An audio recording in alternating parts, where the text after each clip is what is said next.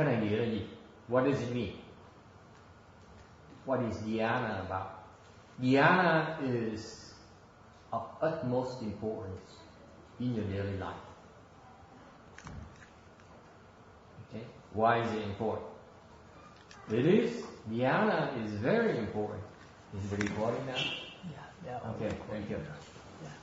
Dhyana is important because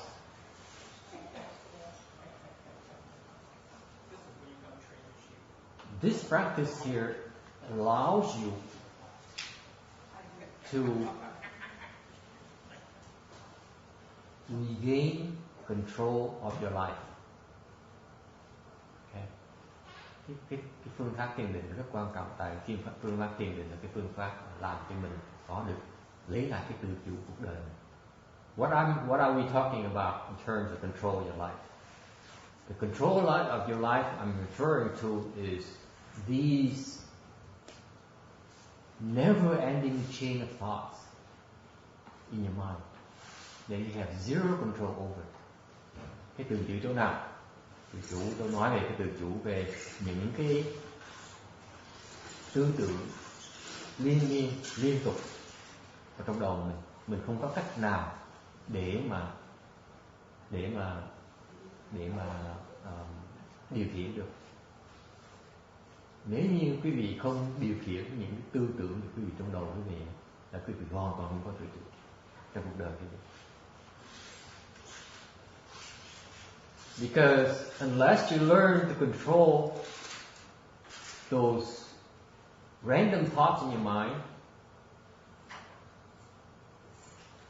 until the day you have control over your random thoughts, that's the day that you have control over your own life. Okay? So this is a particular Dharma door that enables you to, that's why it's called thought cultivation. We all start out with a lot of thoughts in our mind. Okay? Tại vì nó gọi là cái tư duy tu. Tại vì sao? Lúc đầu mình bước đầu tu thì khi nào đầu mình cũng đầy hết á, nó toàn là so much, đầu những tư tưởng chạy loạn sang ngầu không. So you start out with a lot of thoughts that are out of control, and its particular Dharma door enables you to thin it out. Cái phương pháp này là phương pháp giúp cho mình làm những tư tưởng càng ngày nó càng bớt. Okay? To the point where your mind can experience something called stillness. Cho tới cái trình độ mà mình bắt đầu có được những cái kinh nghiệm là cái óc mình bắt đầu nó tỉnh, nó im lặng. Okay? Như cái ao, như cái hồ, mặt hồ bắt đầu nó phẳng, mặt nước thay vì nó có những cái dòng sóng gần lên, bắt đầu nó phẳng lại. Okay?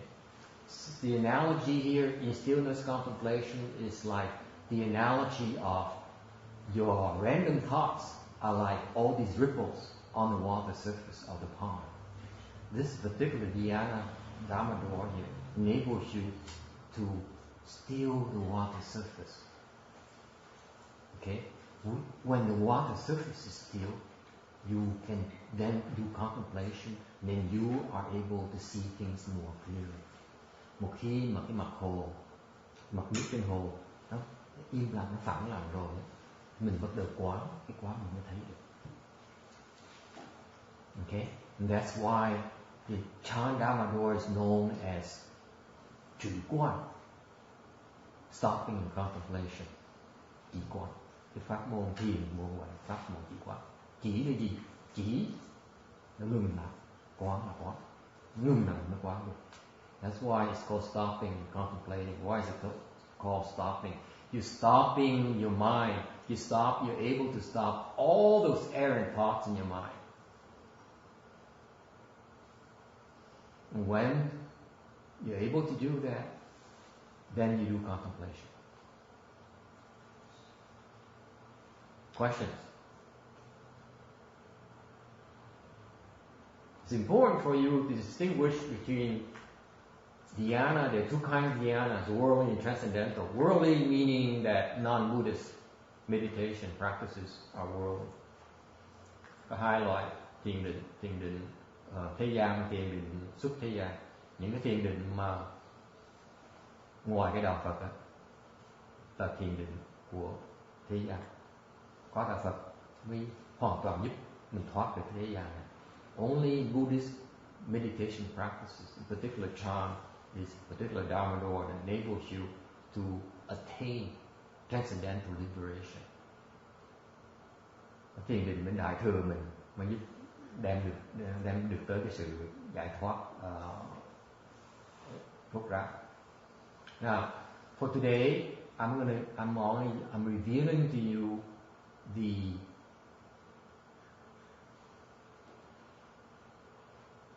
process, the mental process that you go through here. Ngày hôm nay tôi cho quý vị thấy cái quá trình của cái tu hành này. First of all, you stop. Đầu tiên hết đó, quý vị ngừng lại, chỉ. Then, within, when you're able to stop all those thoughts in your mind, okay, then you're able to enter samadhi. Một khi mình ngừng lại những cái tư tưởng trong đầu mình mới đạt, mình nhập định. Ngay lúc đó là mình có thể có cơ hội để nhập định. Okay, so the training you've been receiving, for example, through the chant Dhamma door or through the Buddha recitation methodology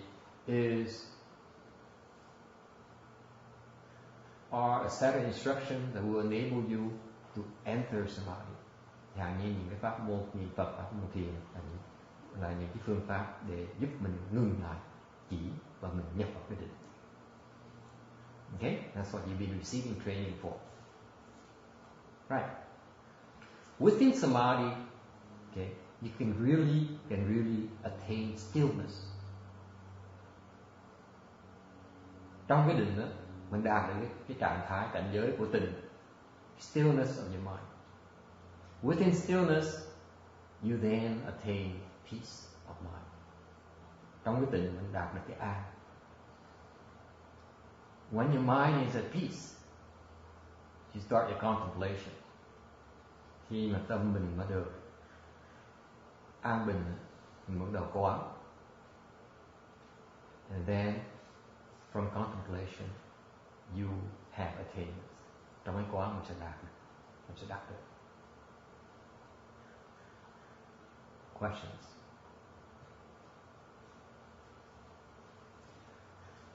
Okay, no questions? I'll move on. Question.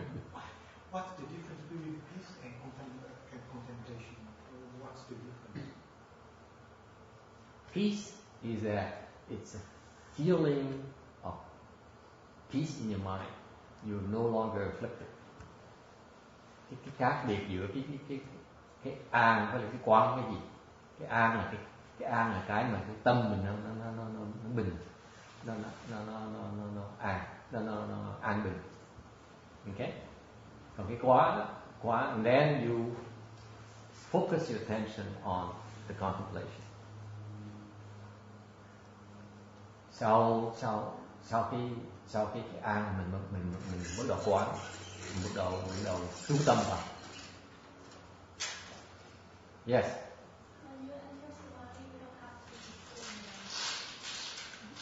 Again, what is it? You enter samadhi. It's not always when you're sitting, when your legs are crossed. Câu hỏi là khi mình nhập định mình phải ngồi xếp bằng là sao? You enter samadhi anywhere. Mình có thể nhập định bất cứ trong cái tư thế nào. You may want to close all the windows because on this side it's kind of hard for the light, and we want no light to compete. All the windows right there. Yeah.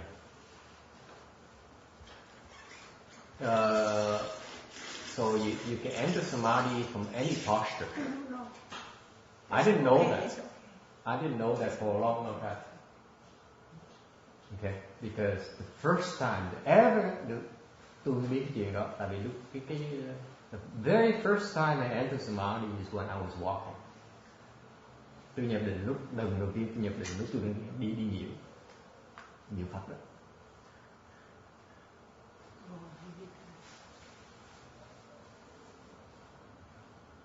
I didn't even know back then it was samadhi.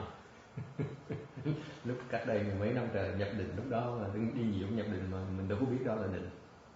So therefore samadhi is from any posture at all, anywhere. You don't need to cross your legs.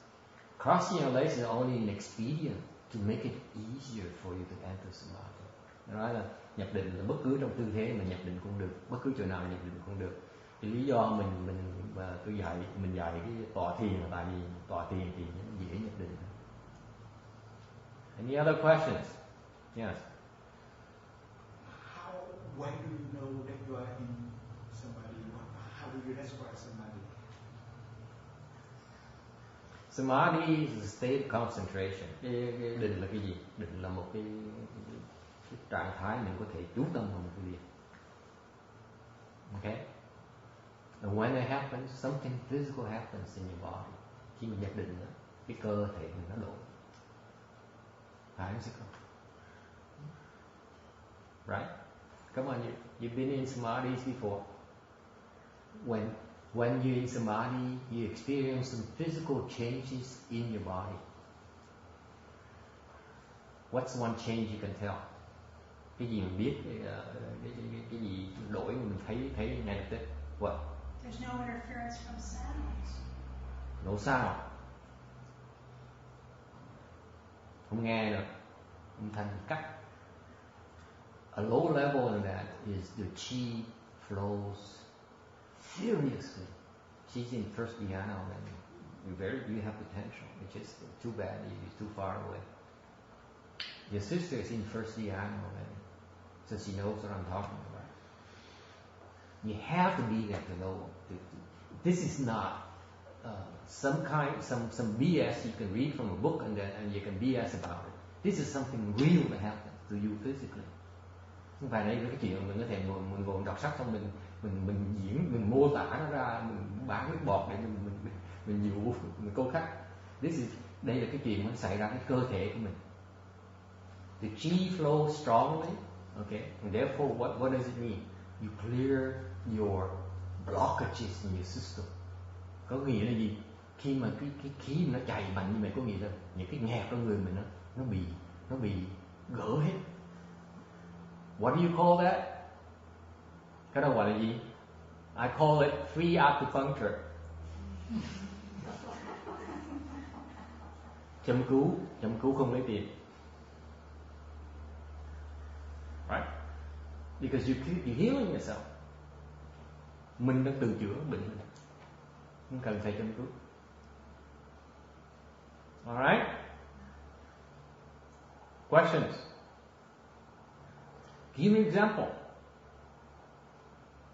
She doesn't want to talk about it because she plays low key about it. But for example, Linda, okay, she has cancer, right? And she's been fighting a losing battle. The doctor says, that's it. Nothing else we can do. And for at her state right now, her meditation state skills are such that she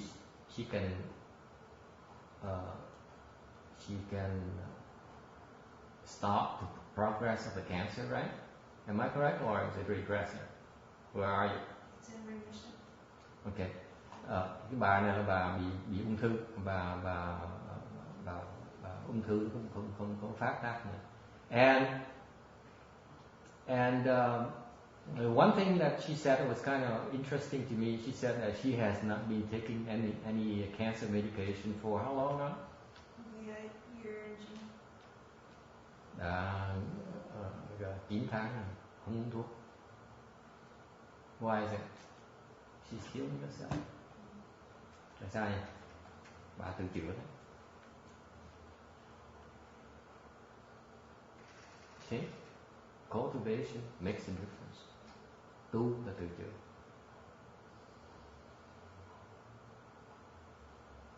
Okay.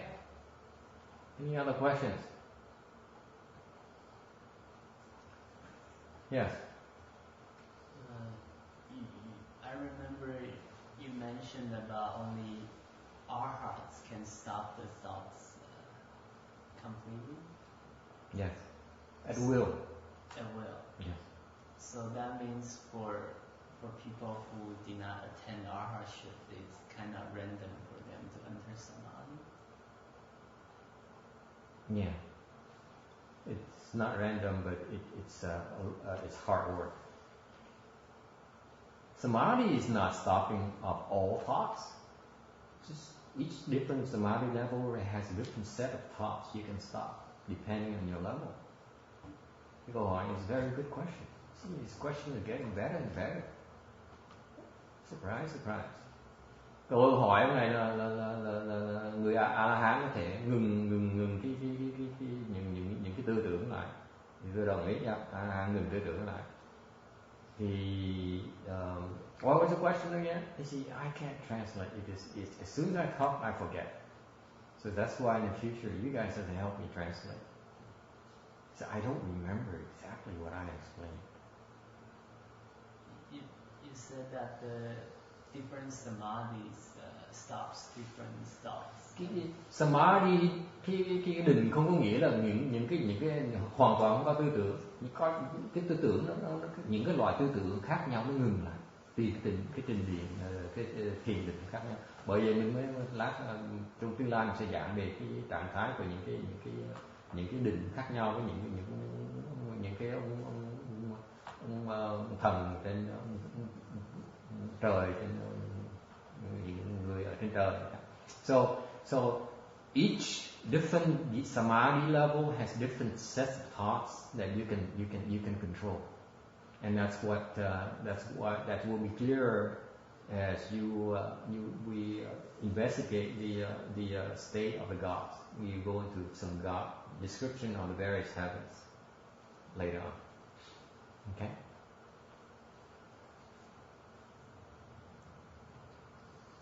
But that's a good question. I like the question because it points out to the fact that it's a gradual process. Do not expect, you cannot possibly, it's not reasonable for you to expect to say that I want to stop all my thoughts.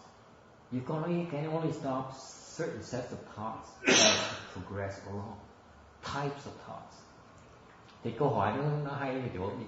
Tại vì nó cho mình biết rằng là nếu mình nói là những cái tư tưởng mình bày về trong đầu mình muốn ngừng ngay lập tức ấy, thì không có phương pháp ngừng nữa.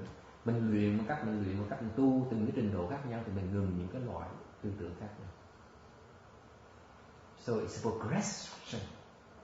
Cultivation is progressive. Rồi tu một tiến bộ từ từ ngày cũng tư định tầm bơi như vậy. Alright? It's evolution. Yes. I read about like different bodhisattvas. Well, a bodhisattva can enter many different samadhis to do different things. Yes. And in the different samadhis, are they generating different kind of thoughts, or they're stopping certain thoughts too? Samadhi is not about generating thoughts. Samadhi is about the state of concentration when you concentrate. Okay.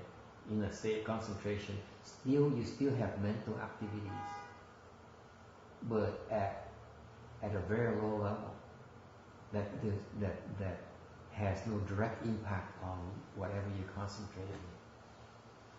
Okay? Hỏi là người Bồ Tát có những cái định khác nhau thì nó đúng, rồi có những cái định khác nhau. And now what? See, someone has to help me translate now because I'm getting more forgetful. It's tough luck. You ask me a question in English, I explain to you in English. I ask you a question in Vietnamese, I explain to you in Vietnamese. So don't ask me to translate because as soon as I need to translate, I forget. Tôi nói là hỏi tôi tiếng Anh là tôi trả lời tiếng Anh, mà nói dịch là tiếng Việt tôi quên tôi trả lời tiếng Anh là cái gì. Hỏi tiếng Việt tôi trả lời tiếng Việt, mà dịch là tiếng Anh tôi quên. Ráng chịu. So it's a crapshoot with my lectures. So that's why we record it so that you can listen to it on translation later. But it's very important for you to understand this though, is that the Arhats has incredible clarity of mind. Cái quan trọng gì như vậy? Cái người A-la-hán, cái bước đầu tiên mà có được cái sự sáng suốt và trí tuệ. Tại sao? Because remember the water surface, that the surface of the pond, as soon as you have thought, it has ripples. Tại vì giống như cái ví dụ này đó, như cái mặt hồ, mặt nước trên ao này đó. Một khi mà có tư tưởng, cái ao nước nó đụng đầy.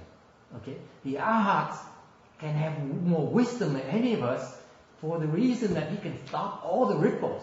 Therefore, he can see much clearer than any of us. Cái người A-la-hán á, họ cái trí tuệ hơn mình là tại vì họ có thể ngưng lại tất cả những tư tưởng, thành này cái mặt nước nó hoàn toàn nó phẳng, họ thấy rõ hơn mình, họ trí tuệ sâu hơn mình, cao hơn mình như vậy. Alright, this is a really exotic state of mind, because like you right now, cái cảnh giới nó hay như sao? Tại vì for you right now, as you sit there and all these thoughts are going through your mind, tại quý vị đang ngồi đó, thì những tư tưởng nó đang chạy trong đầu quý vị. And yet, if you reach the state of arhat, khi quý vị đạt được A-la-hán, you say, stop! And that's it. The water surface is still. Okay? Người A-la-hán có trình độ như vậy. Một khi ông nói là ông bà nói là ngưng lại một cái là có phải như là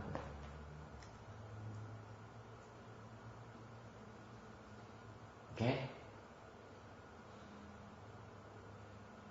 Questions? Isn't that cool?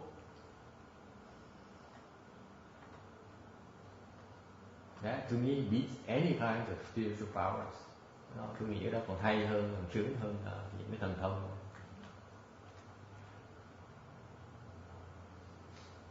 Questions? Yes. Would you need to investigate or contemplate on a topic to be able to enter samadhi, or you just sit there until you enter samadhi? According to here, cái câu hỏi là mình phải cần quán gì mới đạt định, nhập định được, hay là sao? Cần quán nhập định là sao? According to this chart here, all you need to do is stop.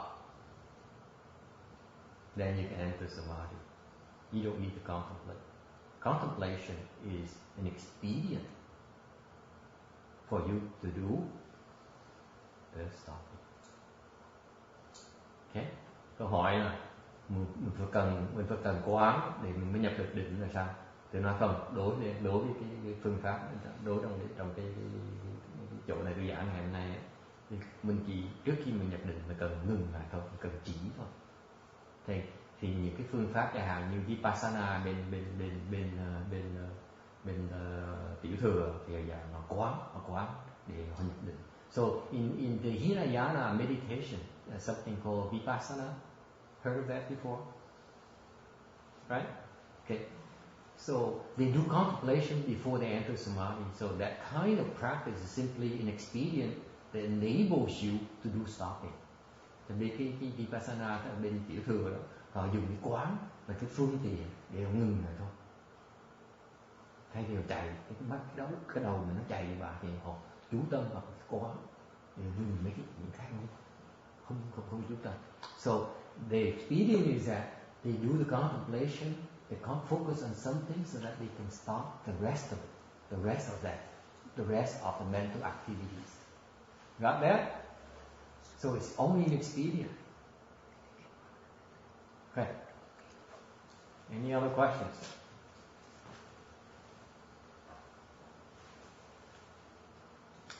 Paramita number 6, prajna.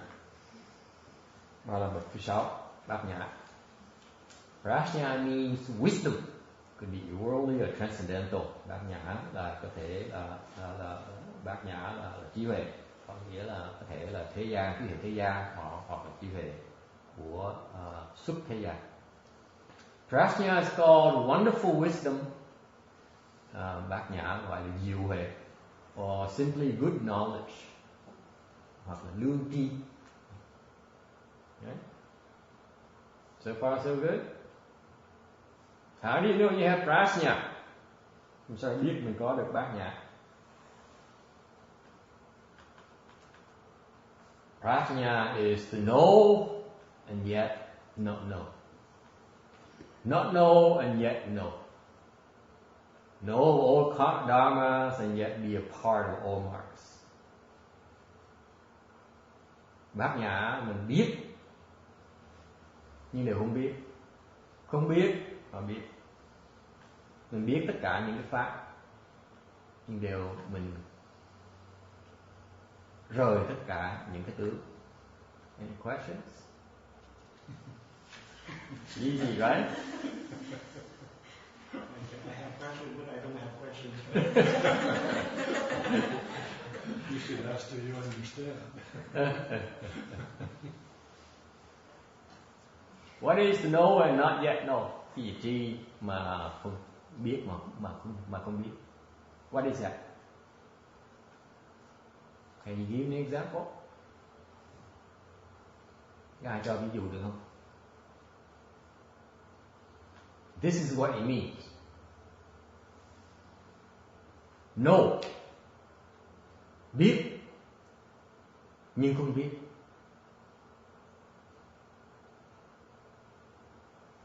Your Buddha nature knows. Cái Phật tính mình biết. And yet not know. Yet your conscious mind does not know. Nhưng đều cái óc suy nghĩ mình không biết. What does it really translate? Cái này thiệt sự là gì? Có nghĩa rằng là mặc dù mình biết, it means that even though you know, you're not attached to your knowledge. Mình biết nhưng mình không bị chấp trước vào cái biết của mình. Câu gọi là chỉ vậy. Cái này quan trọng vậy sao? This is critical, folks. You got to understand this. Cái này nó quan trọng because phải hiểu cái này. Tại sao biết? Cái huệ là cái mình biết, mình không bị cái biết nó hại mình. Mới gọi là huệ. Think about it. If you have knowledge and your knowledge gets in the way, then it's not wisdom at all, is it? Think about it. It hinders your progress, hinders the clarity of mind. Nếu như khi mình biết, mình bị chấp trước vào cái biết mình đó, từ đầu mình mất cái sáng suốt.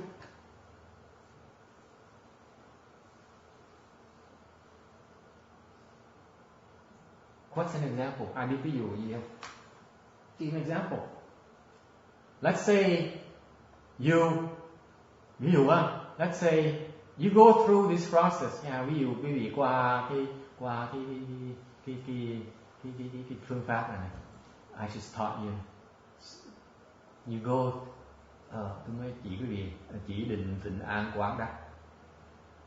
Okay, you go through this process. Let's say you develop some spiritual powers.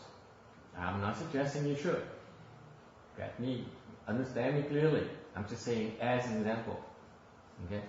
Ví dụ để qua phương pháp này là có thể đạt được thần thông. Thì tôi không khuyên quý vị làm theo thần thông như mình chỉ nói ví dụ thôi. Okay. Let's say you open your eyes because of your charm skills. Các bạn mở được cái thiên nhãn. Okay. You open your spiritual eyes. Therefore, you see what the super long number is going to be this weekend. Thì mở được thiên nhãn là quý vị biết là cái cuối tuần này cái số số lô tô, số độc đắc là số mấy cuối tuần này. What do you do?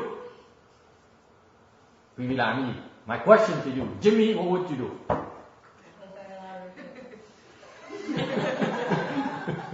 Right? Đúng không? Mua số ngay cái gì? Right? Why is that? Huh? Because you know, right? It would be stupid not to take advantage of it, right?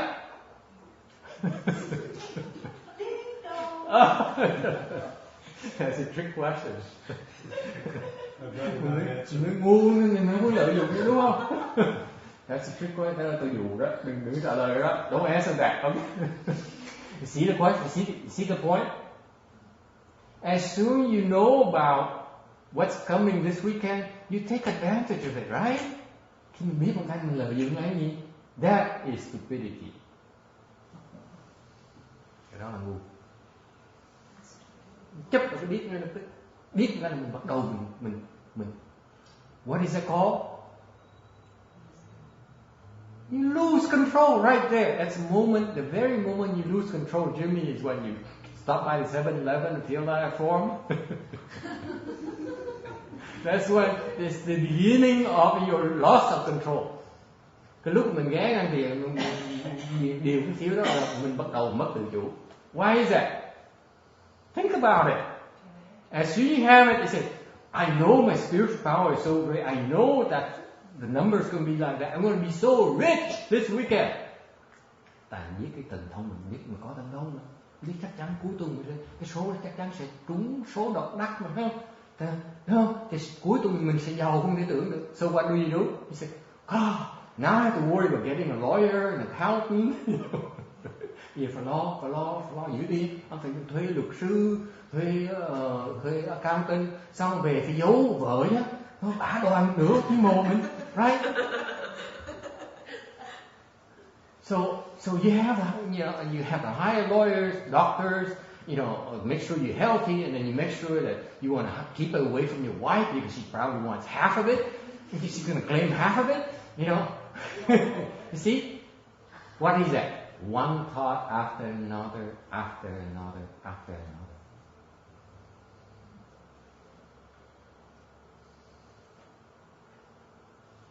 So it is an illustration of the fact that you know, and yet you become attached to that knowledge.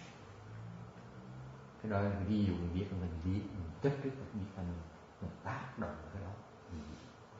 No, that's why you trip. Question. I know I have a lot of disagreement here.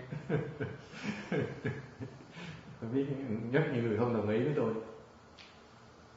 I know you say, Jimmy says, but there's nothing wrong with being rich.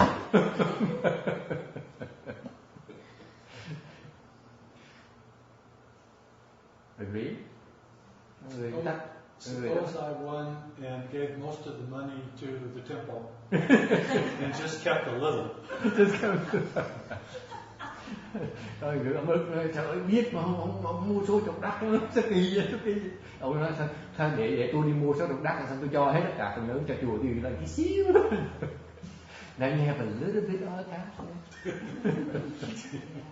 Thì để mình cho hết phần còn còn một tí chấp trước rồi đó.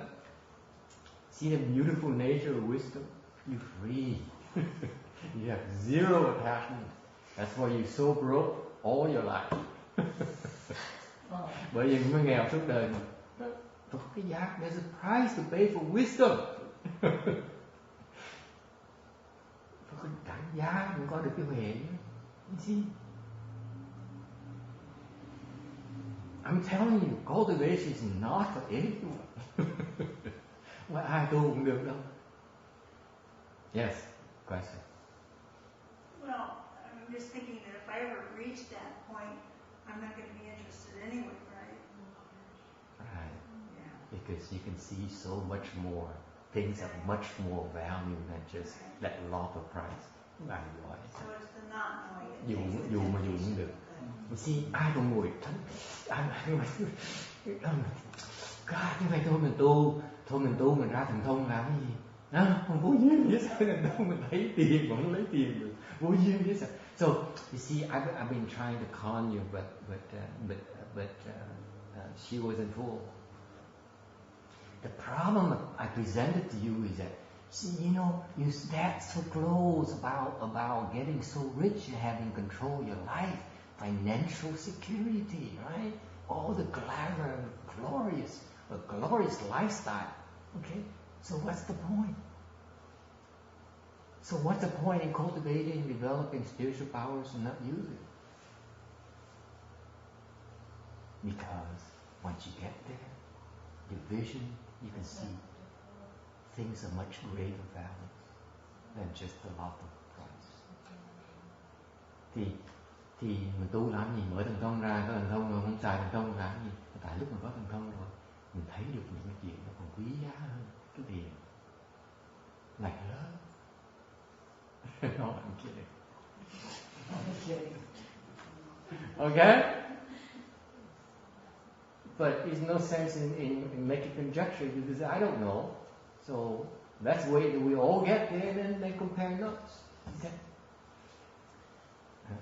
Tôi nói thêm với tại vì mình ngồi tưởng tượng thôi. Chẳng hạn lúc đó mình tu tới đó, lúc còn tới đó rồi mình so sánh với nhau.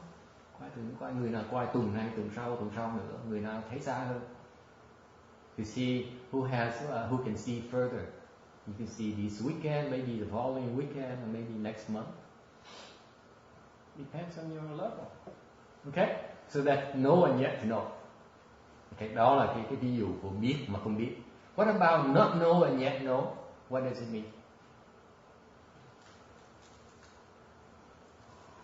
Còn cái phần mà không biết như là biết, nghĩa là gì? What does it mean? What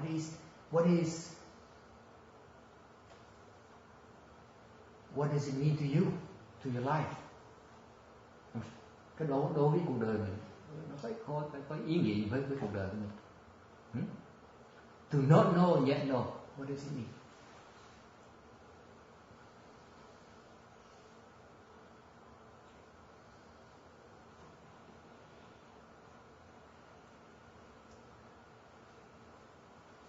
Is that like intuition? Thank you. God, you're good today. Excellent.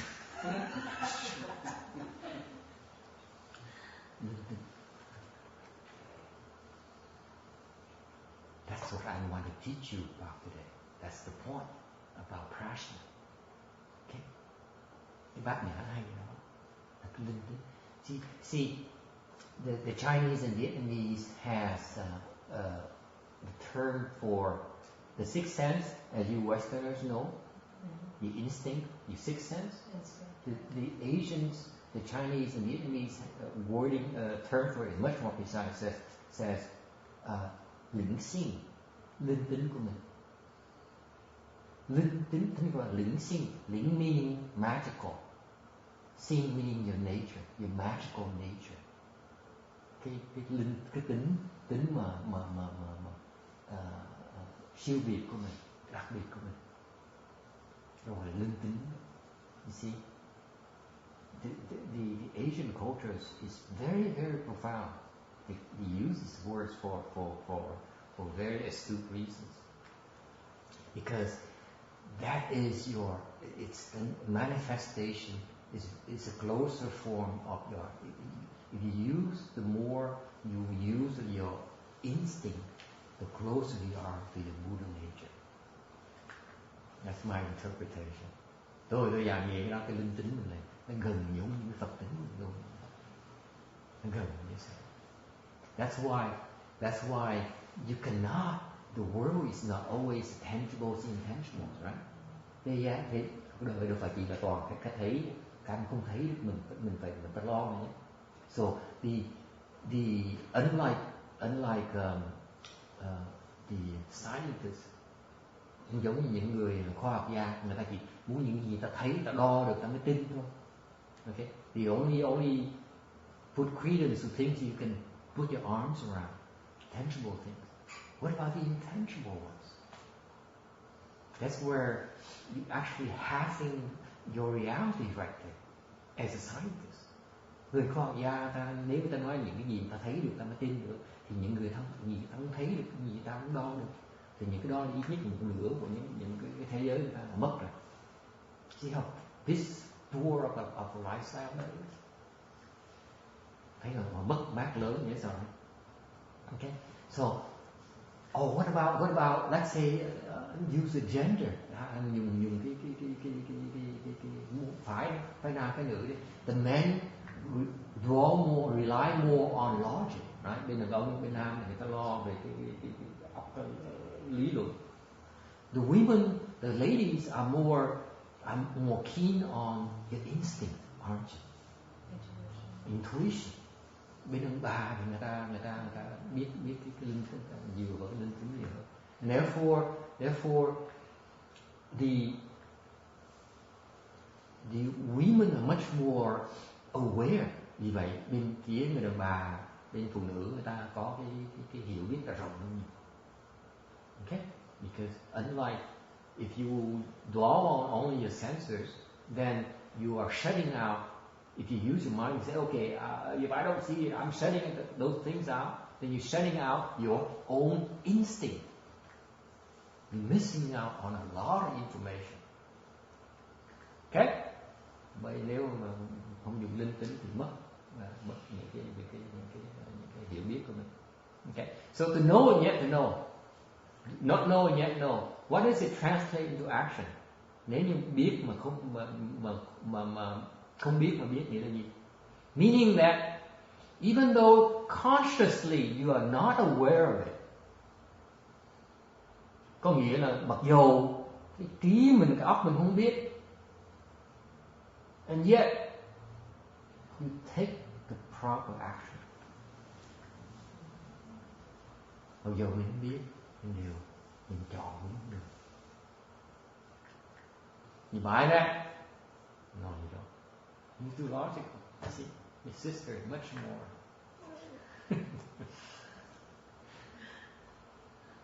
Questions? So you have to learn to develop this instinct and learn to trust it. Because at times you can, at times you cannot. Bởi vậy mình phải tập cái huệ mình bằng cách một tập một ngày mình hiểu, dùng cái linh tính mình. Lúc mình nhìn được, lúc mình tin nó được, tại nó bậy, ở lúc nó bậy nhiều chỗ. So it's your skill set. Okay? On your way to unfolding your wisdom, cái linh tính là ngày càng your instinct becomes stronger and stronger. I can assure you that. Càng ngày cái linh tính càng mạnh, cái trình độ càng cao, linh tính càng mạnh. Too far-fetched? Have I lost anyone? Ai buồn ngủ chưa? So far so good?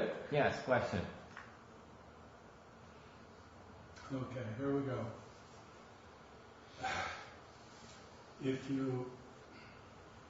If you depend on the magical thought coming to mind as being the intuitive thought to follow,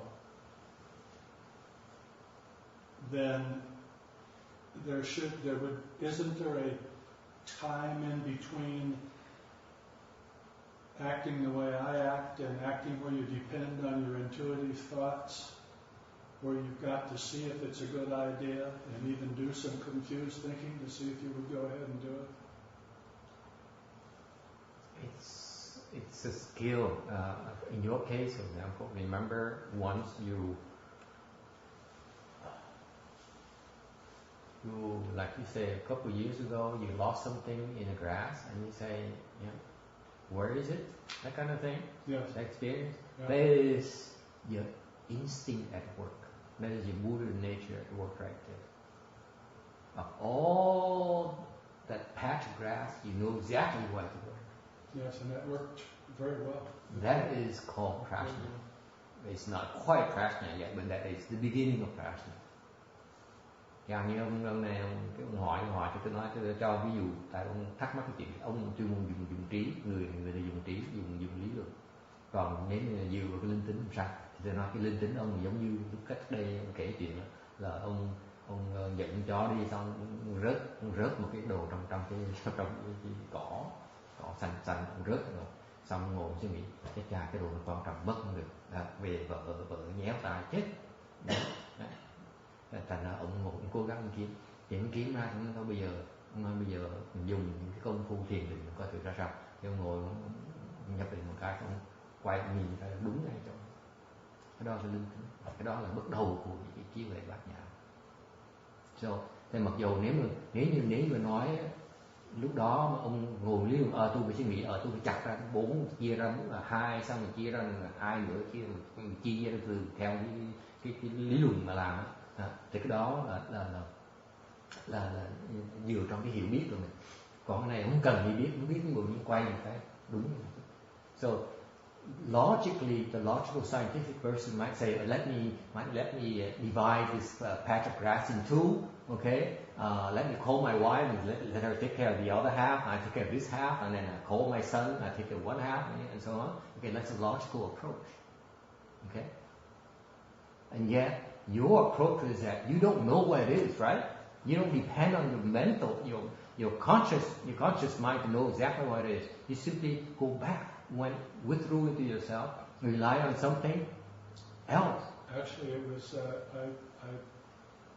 tell me if this is right or wrong, but I closed my eyes and put my hands together and went into sort of a state of samadhi and stood there until it said go left or go right. Yeah, that's right. Yeah. Thì ông kể đó là tôi mới giảng là I just explained it in Vietnamese before you explain. Okay, but that's the process. It turned me and turned me and yes, turned me, yes. And that's what when I heard it. Sometimes I ignored it because I didn't want you to get too attached to it because I know you as soon as you know about it, that's what I'm going to do the rest of my life. I've only done it a couple of times. Nhập một cái thẳng trái tới thì tôi nói cách đấy ông kể ông kể cái đó nha, cách đây 1 năm 2 năm, because you didn't explain that a couple of years ago, right? But I know exactly what it is, but I didn't want to tell you what it is because exactly that's a process. I was pretty sure that's what it was. Ông biết, ông nhập định một cái là ông biết là phải đi thẳng xong trái đi nhất là ông tới. That's not know, your mental, your conscious mind does not know what it is, and yet you know exactly what to do. Mình cái trí mình không biết, nhưng điều mình biết những cái tác động gì để mới tới mình giải quyết vấn đề đó. Okay, that's called not know yet know. If we cultivate long enough, are we then getting to the point where we will be in a state of samadhi all the time and therefore yes, operate that way? Yes. Constantly. That'll be who we are. Exactly. Hỏi là nếu như mình tu lâu đó thì từ đầu lúc nào mình cũng ở trong định hết thì mình có thể trạng giới bây giờ mình sẽ như vậy, bây giờ mình biết hết đó thì tôi là đúng, đó đúng. But that takes a while. Mình phải cần tu lâu một tí. Yes, it does. Good point. Good point today. First time. Okay. Any other questions? Let's say that you attain certain level, somebody does it transfer to the next karma, or you have to at the next karma you have to redo. Hỏi là nếu mình đạt được một trình độ thì kiếp sau sao, right? That's next life, right? Not next karma, next life. Next life, right? Next karma is that you're going to continue next karma. Now, you have to wait. The advantage of cultivation when you reach a certain level, that's why I stress in your progress right now, is because once you reach a certain level, the next time around, next future lifetime, it's much easier for you to get there. Tôi chú trọng cái chuyện tiến bộ, tại vì một khi mình đạt được cái trình độ nào đó rồi, những cái kiếp sau mình tự động đạt là trình độ nó một cách dễ dàng.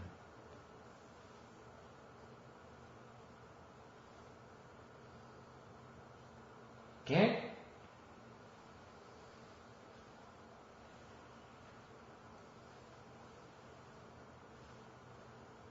Know all dharmas and be a part of all marks. Tri nhất thiết pháp, ly nhất thiết tướng. That is wisdom.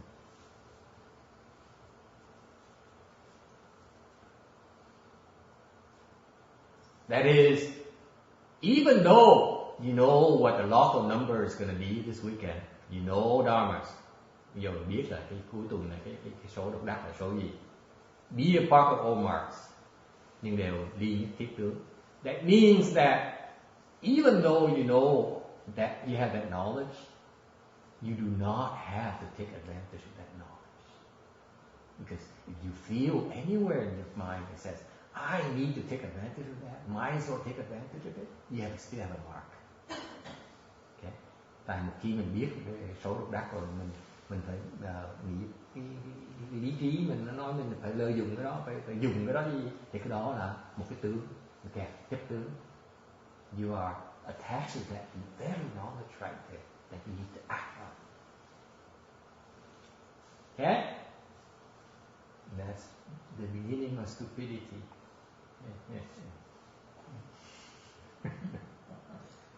Okay? Nếu mình chấp cái tướng này mình bắt đầu của cái sự ngu si. Okay, any other questions? Okay.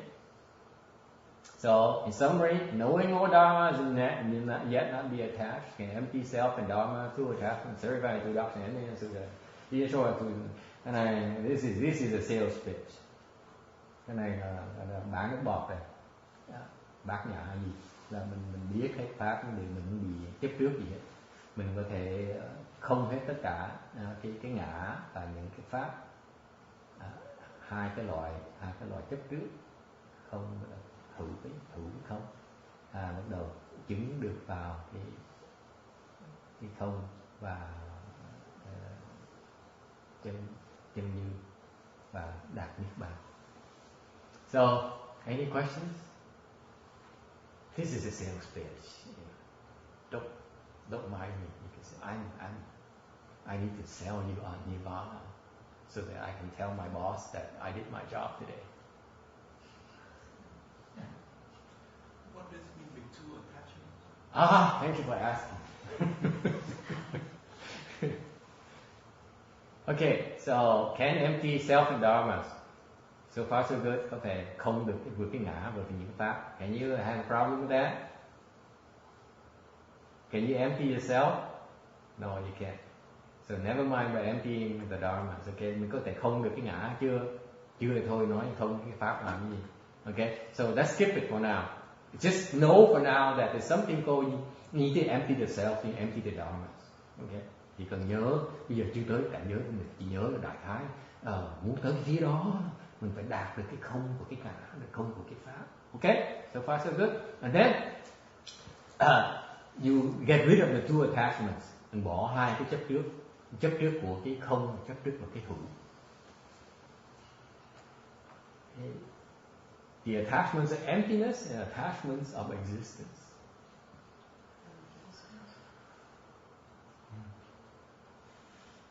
Okay, hai chấp trước của cái không, cái hữu. What does it mean? This is how the world works, guys. Đây là cái thế giới mình như vậy. What is attachment to existence? That is cái chấp trước vào cái hữu là gì? Là mình chấp trước vào. What is the attachment to existence? It's like Amy attaching to her fiancé. Is he here today?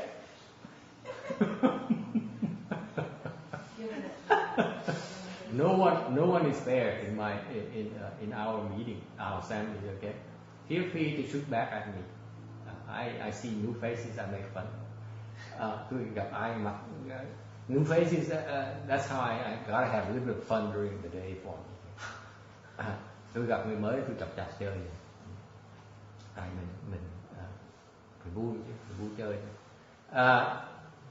So that's the attachment to existence right there, right? Because here's the world to be. Not true?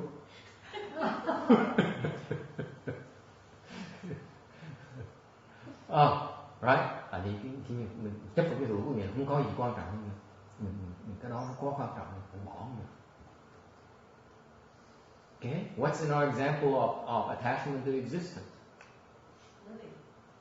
Living. Absolutely.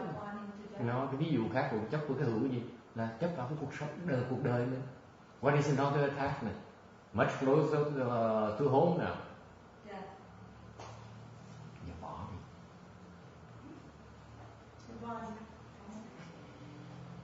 Chấp vào cái thân mình. No one has that problem? Of course. Only one I said. You see how that's the attachment to existence right there. You can deny it, you can disagree with me. I'm saying you can disagree until you're blue in the face, but you're so attached to your body. That's existence right there. Có nhiều người có thể không đồng ý với tôi, nhưng mà tôi nói quý vị không đồng ý tôi nó quan trọng không quan trọng. Cái sự thật vẫn là quý vị vẫn bị chấp vào cái thân của mình. Right?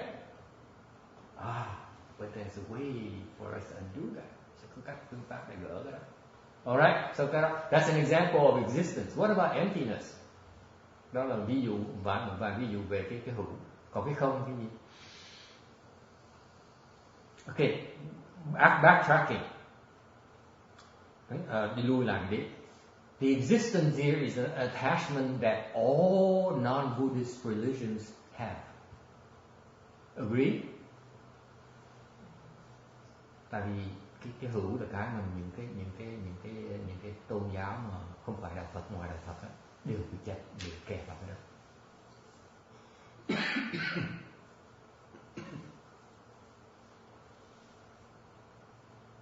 Okay, so far, all non-Buddhist religions are stuck in the existence, including philosophers, by the way. Agree? That's blind. This is your body. Without it, you don't exist.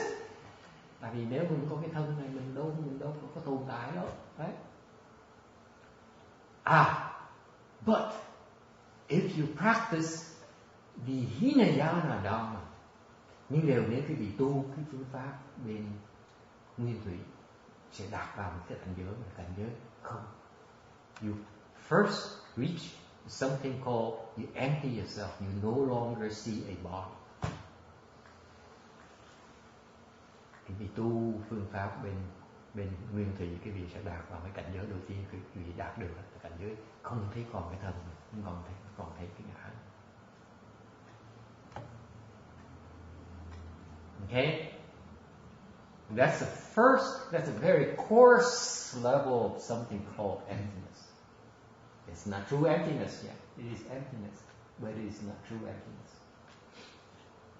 Thế thì tới trình độ mới thể thấy được cái ngã không rồi, nó chưa phải là chân không, cái đó mới bắt đầu của cái không thôi.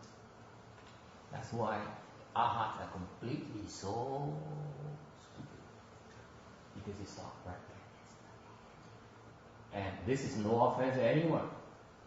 I'm only telling you this that I plan to teach you not to stop in the future, because in the future, when you reach the state of emptying yourself, and you say, "Oh, this is great! This is the best thing in the world." Then there's a seed inside of you says, that monk back then, he says, "If you stop, you'll be stupid." That's all I'm doing. I'm not criticizing anyone.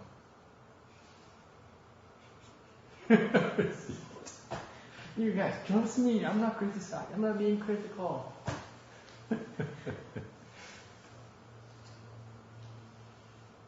You ask me in English or Vietnamese. Tôi không có chỉ trích ai hết, tôi không chỉ trích nguyên thủy hoặc là thì chỉ nói là tại vì nếu mình tu tới trình độ mình thấy được, mình tới cảnh giới mình thấy được cái ngã mình nó không, cái ngã mình nó không rồi, mình thấy cái cảnh giới nó hay vậy sao, mình thích nó huyền diệu vậy sao, mình sướng, mình thích dễ sợ. Cái lúc đó cái bỗng nhiên trong cái tâm trí mình nhớ là cái ông trọc lòng đó cách đây trong quá khứ ông nói nếu mày mà tới đó ngừng lại mày là ngu, thầy cứ đi sợ người, chứ không phải tôi chỉ trích ai hết. Okay, it's about planting seeds, folks. You have to make sure you plant the right seeds. Phải nhớ là mình tu là mình phải trồng cái đúng cái nhân, và lúc mà tới có cái nhân nó phải phát ra mình không bị kẹt lại. Because if you have the right seeds at the right time, you will not stagnate. You stagnate because you have the wrong seeds maturing at that time. Okay? Any problems? Okay. Now, let me clarify it for you. If you cultivate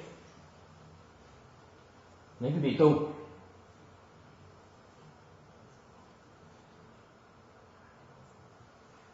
when you enter samadhi, you reach the form realm. I'm jumping a little bit ahead of myself right now because I need to explain it this way because I'm not sure that I will ever see you again next week. For me, it's a weekly thing. Okay, so I need to make sure I get it in before you get so fed up and so turned off by me. This guy, that's it. Enough is enough. Okay. Tôi như tôi giảng là tôi nhìn quý vị coi như là cái cơ hội cuối cùng mình gặp nhau. Thành mình phải giảng hết tất cả, cố sức để giảng hết tất cả. Để lần sau không gặp nữa, vẫn còn nhớ như thế, vẫn còn hiểu, biết cái đường đi như thế. See, you still know what to do with your life. Which way to go? When you cultivate, when you cultivate and samadhi, you reach something called a formless realm. Okay? For example, Danny is still in the form realm. You're not in the formless realm yet. When you reach the formless realm, that's when you are no longer attached to forms. Chẳng như ông trẻ đó, ông chưa đạt vào cảnh giới mới có tứ thiền mà chưa vào cái cảnh giới vô sắc giới. Rồi vào vô sắc giới rồi mới không bị chấp trước vào cái những cái sắc, những cái giới, những cái thể. Okay? You reach that level of understanding. Okay? And beyond that, tới cảnh giới đó rồi, thêm đó nữa. You see, what happens is that when you reach that state, it is so blissful. Khi mình tới cảnh giới đó mình thả nào có sướng như sao? Nếu cái sư cô nghĩ gì cũng sư cô sướng rồi, chưa gì đâu em ơi, sư cô ơi. I'm making fun of, and then I said, you know, she loves the bliss because, yeah, she would give up temples and so on so that she can experience the bliss because it is that good, Jimmy. Really, I mean, you look at her, you can't say she's stupid. Yeah. Bởi tôi mới nói tôi chọc nó người mới tới thì nói là tại vì thực sự nó sướng như sợ, bởi vì mình mới thích chứ không mình mới làm nhé. So what happens is that bliss that she's been experiencing that is so nice that she doesn't want temple. She'd rather cultivate and experience the bliss because it's so much better than whatever the other pleasures. Okay, that's her step. But that's nothing yet. I'm telling her that. You see, again, I'm planting seeds in her mind so that she doesn't get stuck. Tôi đang trồng nhân để cô đừng bị kẹt. Tại vì nó còn sướng hơn. It's so much more, so much better. Okay? So anyway, when you reach the beyond the formless realm, khi quý vị qua cái trình độ cao nữa thì quý vị vào cái cảnh giới để có thể được empty, bắt đầu làm không cái ngã của mình. So you can reach a state where you can empty yourself. That state is so blissful. Cái cảnh giới nó sướng không thể tưởng được. Okay? Đúng không dễ bị kẹt hơn nữa. The higher you rise, the easier it is to stagnate.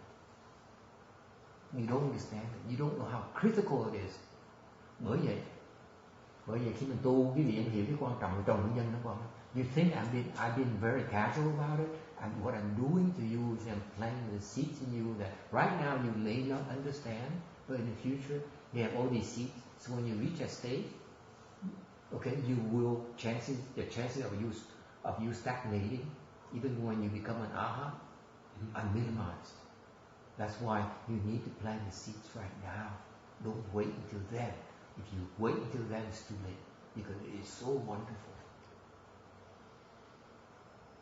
Bởi vì tôi nói quý vị tôi đùa giỡn với quý vị. Thực ra tu phải quan trọng, chú trọng cái trồng cái nhân đúng, trồng cái nhân đúng. Bây giờ lúc mà tới thế cái cảnh giới mình đỡ bị kẹt. Cái đùa bây giờ quý vị thiệt là chuyện rất quan trọng. This is critical important. That's why when you cultivate, you need to have the proper perspective. Khi mình tu, mình phải có cái quan điểm nó phải cho đúng. Nếu mình chỉ nghĩ đó, tôi phải lo tới bây giờ tôi thế này, ông kia nói sách vở nói là mình tới cái cảnh giới nó hay dễ sợ, mình tới đó là quá sức rồi.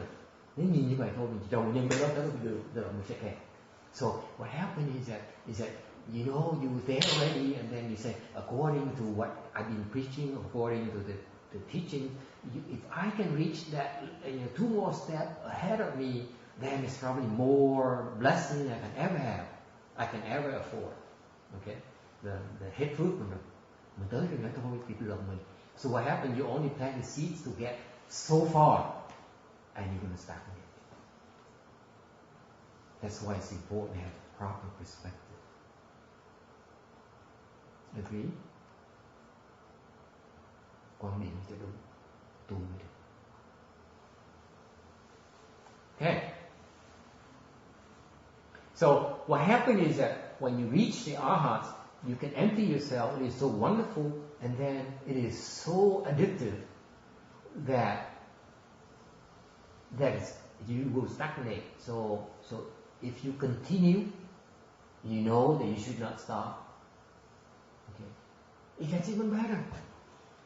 Cái vị khi mà tới cái cảnh giới A-la-hán rồi, nó hiền diệu, nó thích thú quá đó. Nếu không có được cái nhân đó thì ngừng lại. Nếu không ngừng thì cảnh giới nó còn hay hơn nữa. So I'm planting a seed of greed in all of you. Okay, I want more. Trong nhân cái gì tham chừng nào đừng ngừng, chừng nào tới Phật mới ngừng được. Don't stop until you reach Buddhahood. Okay, that's my summary. That's my sales pitch today. Don't stop until you reach Buddhahood. Don't ever let anyone tell you otherwise. Ai nói ngược lại là mình tin người ta. Okay? Questions? That's wisdom. See, we're talking about wisdom, right? That's wisdom I'm teaching you. Mình nói giảng về huệ mà. Cái huệ cái gì? Tôi giảng cái gì ngắn nghe đó. Đừng có ngừng lại. Tiếp tục. Có mục tiêu. Keep going. Do not stop. I know you have a lot of questions, lots of disagreements, lots of skepticism. Now is the time to bring them up. You don't get answered. Có những cái thắc mắc, có những cái hoài nghi, hỏi bây giờ không hỏi thì tôi không trả lời. Ráng chịu.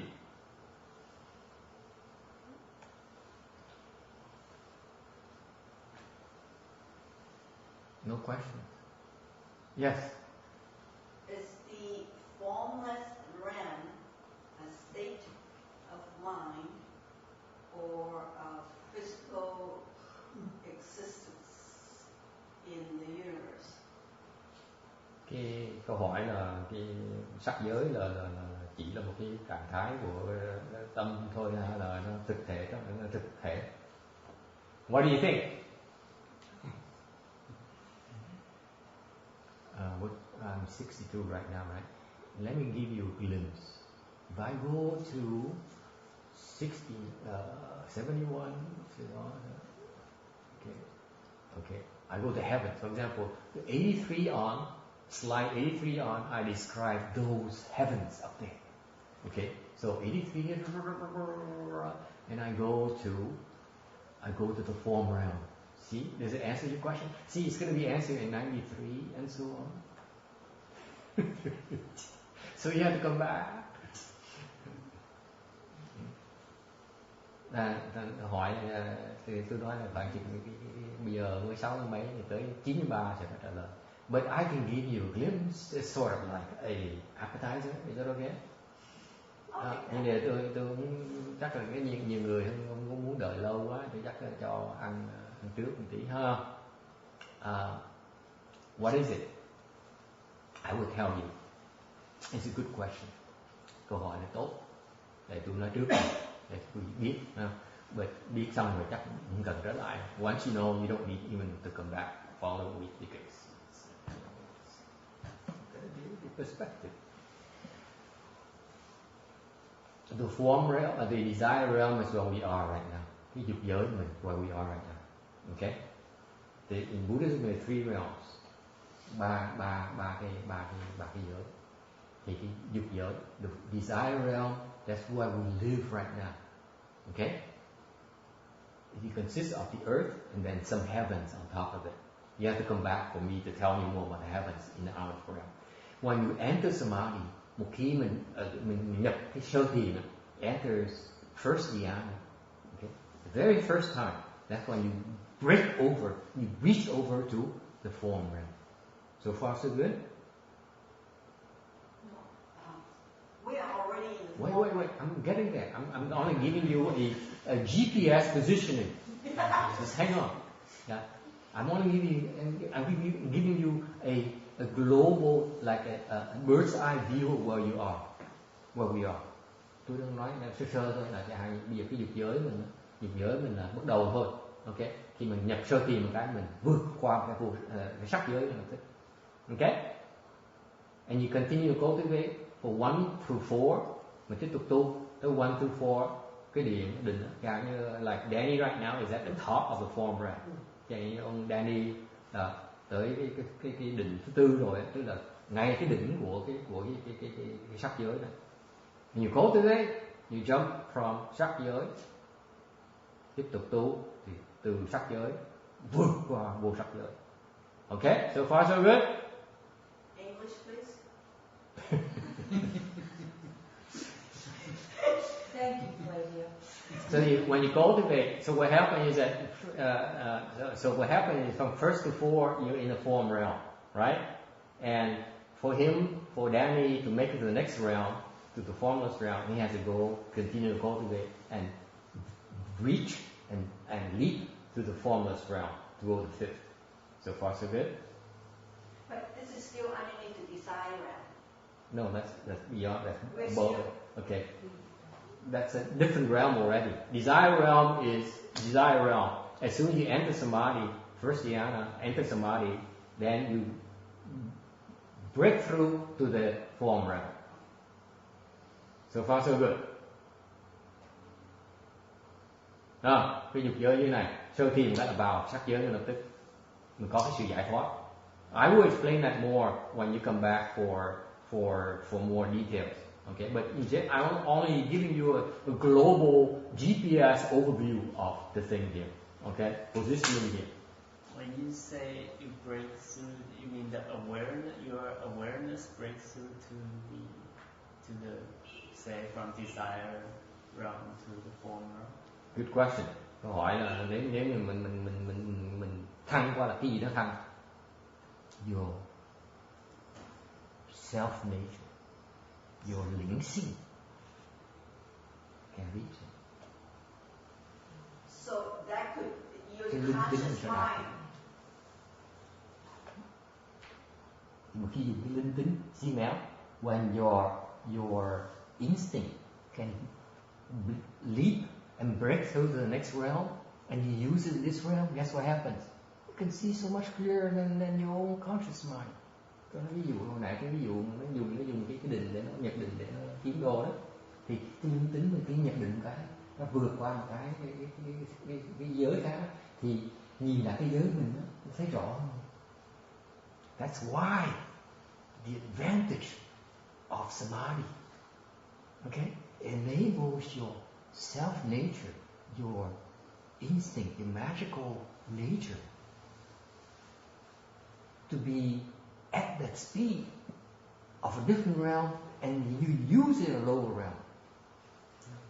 This is physical, folks. Thấy hay vậy sao? See, amazing. See, this is why cultivation is so wonderful.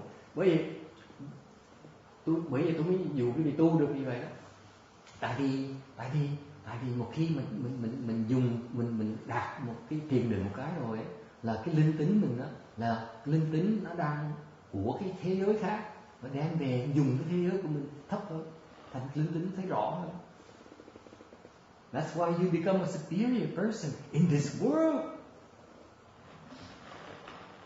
Bởi vì khi mình dùng những cái khả năng đó trong thế giới của thế giới khác, là đem áp dụng trong thế giới của mình, không phải mình là người tài ba xuất chúng nữa. Right? So far so good. Does that answer your question, Danny? That's your Buddha nature. That instinct that you are sharpening. See?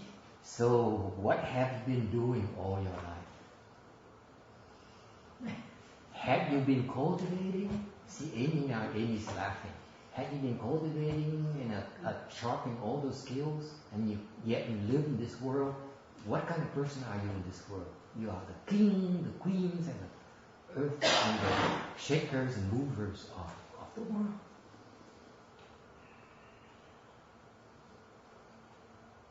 Tại vì một khi mình tu, mình có những khả năng đó, mình sống trên thế gian này, mình là người phi tương. Right? Okay, so far so good? Okay, sales pitch? Any problems? Keep going? Okay, now physically this is what happens. I'm only described to you two realms, right?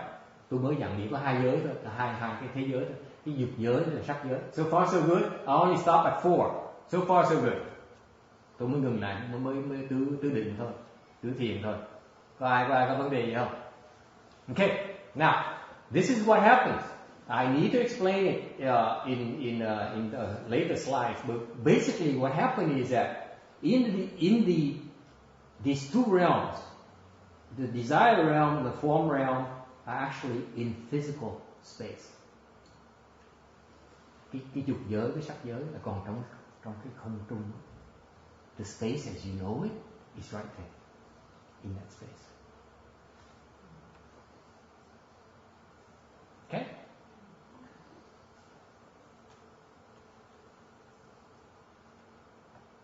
Cái không trung đó là trong mình thấy được đó là hai cái giới. What happened is that, and this is keep it between us. Okay, this is our secret now, guys. Cái này là mình bí mật với nhau đó. What happened is that all the gods and goddesses of those two realms, they live suspended in space.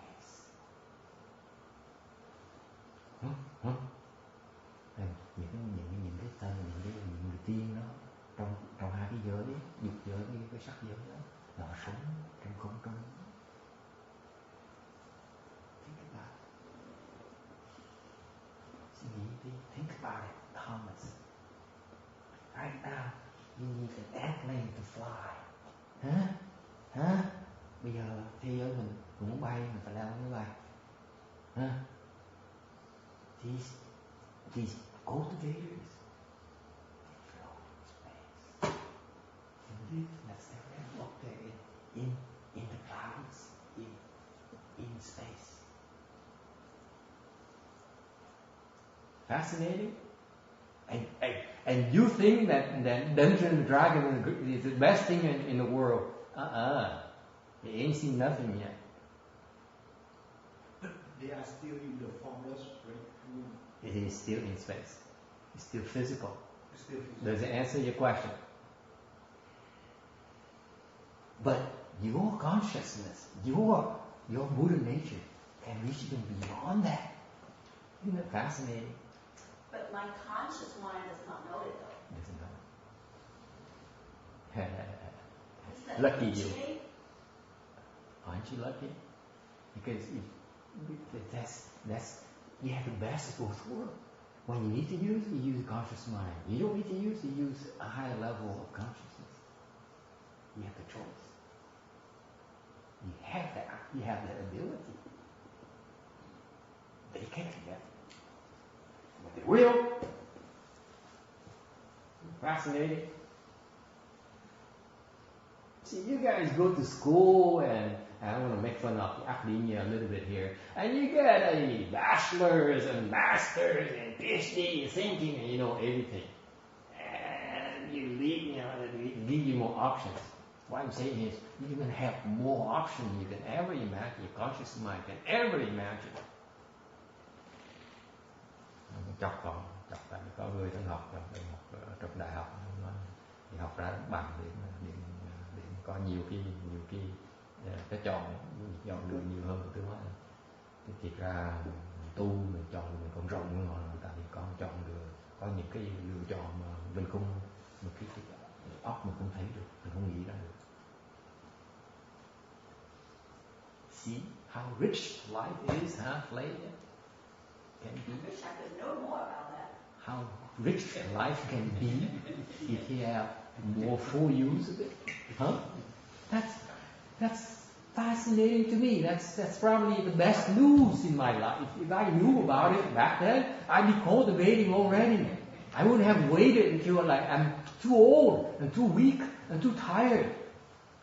I need the Dharma to tap into it real fast like this. Yes. So some of the people, when they are born, they are conscious. They might be at different level. So, if you're lucky or something, when you're born.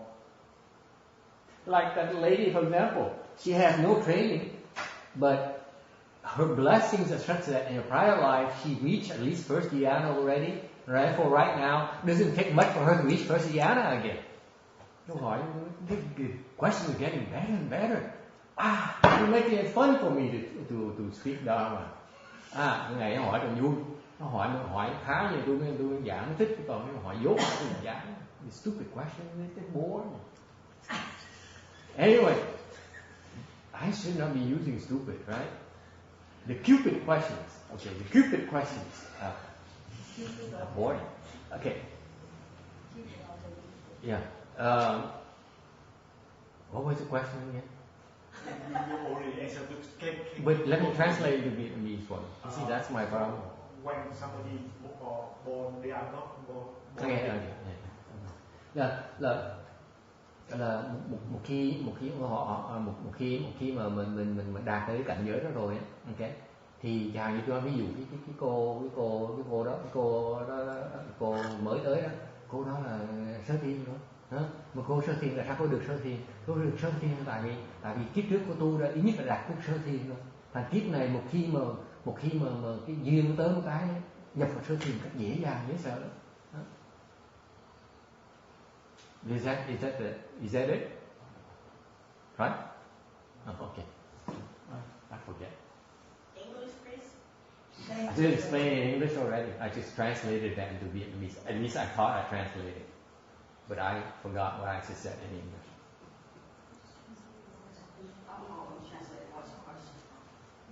I think mine is like the computer people put bubble memory. As soon as I explain it, it works. I don't remember a thing. Okay? Any questions? So can you go to the next layer, the formless?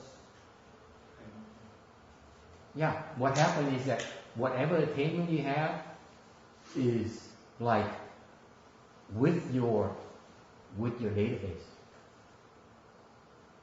Một khi mình tu tới trình độ rồi là mình tự động mình sinh ở đâu nó đi theo mình. It's like your personal jacket, giống như trong cái hạng ta có một những cái đề tài của mình biết mình đạt cái học tới đâu đạt tới đâu đó, bất cứ là những có sẵn đó. So what happens is that in a future lifetime, it's there with you forever. So that is the formless. Whatever attainment you have is with you until you become a Buddha. Okay? This is important. That question is important. Tôi nói là cái quan trọng cái câu hỏi này ở cái chỗ là một khi mà tu tới đạt trình độ nào đó rồi á, là trong tương lai nó bây giờ nó có tới nó có với mình chứ khi mình thành Phật luôn không bao giờ nó vẫn còn đó, không mất đâu hết. Okay? Yes. See, people will get so interested now. Yes. Question about the attainment and where you are born. So say you reach, say, fourth form realm. Yeah, form realm. That means after you die, you can be born in that realm, right? Or because your self nature reach. You can reach that realm. Yes, you can be born into that realm. So the higher you go, that means the more choices you have. Yes, you have much broader selection. Precisely. Okay. So for people who has high attainment, they still want to born as a human into the. Mm-hmm. Why? Why is that? Hmm? Câu hỏi, that's a good question. Have a chance to cultivate. Thank you. See? That's Jimmy right there. See? I finally got a lot of great questions, but then I have a good answer. That's the first time today. Câu hỏi càng ngày hỏi càng hay, mà đầu tiên có cái trả lời hay. Câu hỏi là what was the question again? God, you guys are translating. I'm getting confused. What was the question again?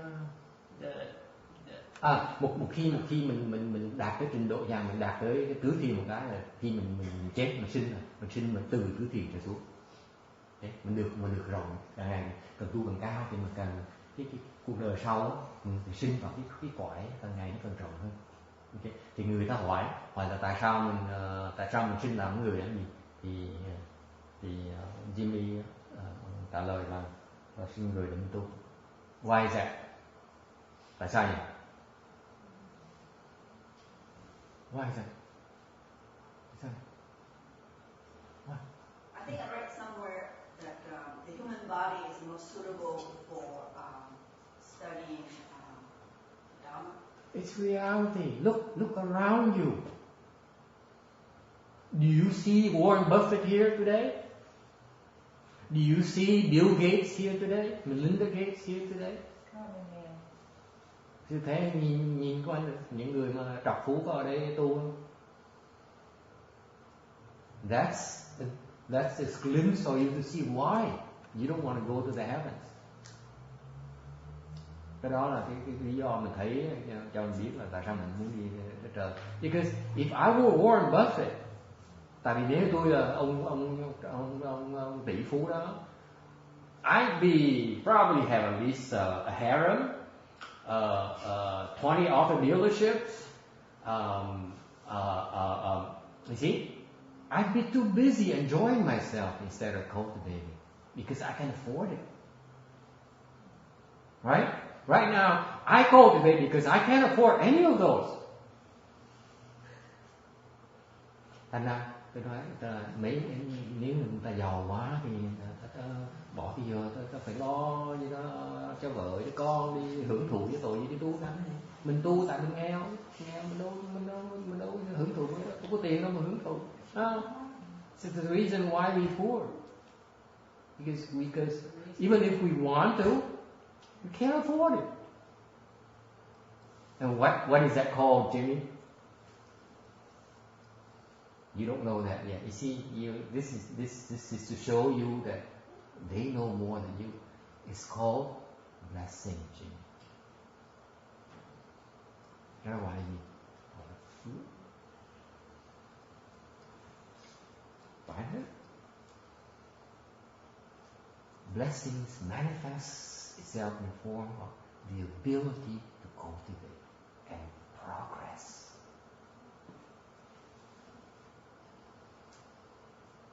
Cái phước để cho mình có đủ cái phước nó hiện ra một cách mình hoàn cảnh để mình tu, nó gọi là cái phước.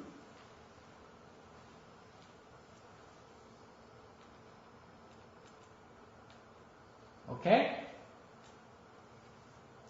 I have another question here. Yes, I have two more. Yeah. If your blessings run out, do you quit cultivating, or would you continue to try to cultivate? How does the blessing? Okay. Câu hỏi là nếu như mà phước thì hết làm gì? That's such a good question. Surprise.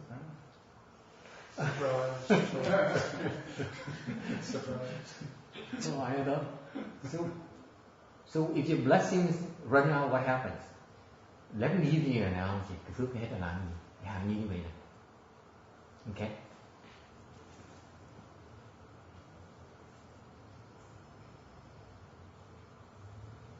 When you get a check from your client, một khi mà khách hàng trả tiền mình, you take the check and you bring it to your bank, right? Put a deposit in your bank. Mình lấy mình check đó đi ngân hàng, mình gửi trong ngân hàng, right? What do you bank? Citibank? Yeah. Western Mutual. Same thing. They're going under. Yeah, they've been under. They went under. Yes. Okay, so once you made a deposit in Washington Mutual, can you go to Bank of America and make a withdrawal? Of course not. You can't go to VA and withdraw money from VA. You have to go to your own bank to withdraw your own money, right? Basically, that's what it has to come originally, right? Eventually, if you keep on making withdrawals, you run out of money. You can't make withdrawals anymore, right? That's when you start cultivating, right? If you want to continue, what do? Make more deposits. Keep making more deposits. Somehow. That's all. Okay. And this is why the first paramita is what? Giving. Right? Because if we blemish, she said,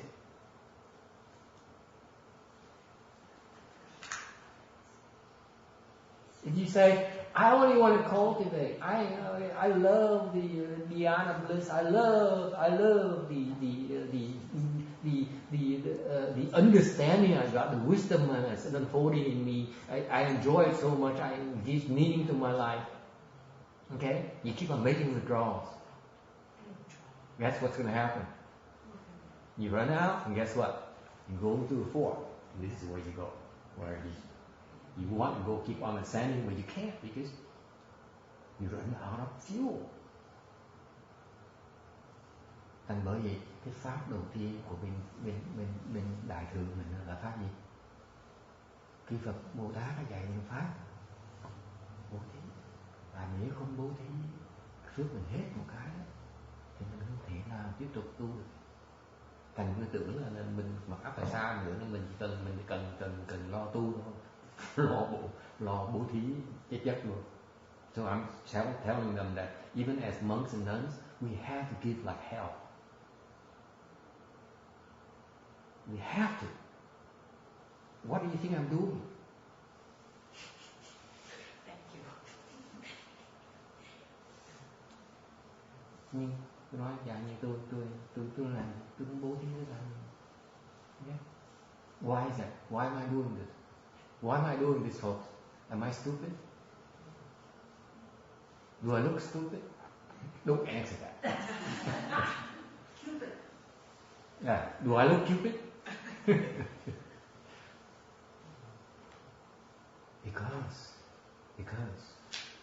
Because you see, just like you. Tại sao tôi làm này? Tại vì just like you, I work like hell to my blessings run out.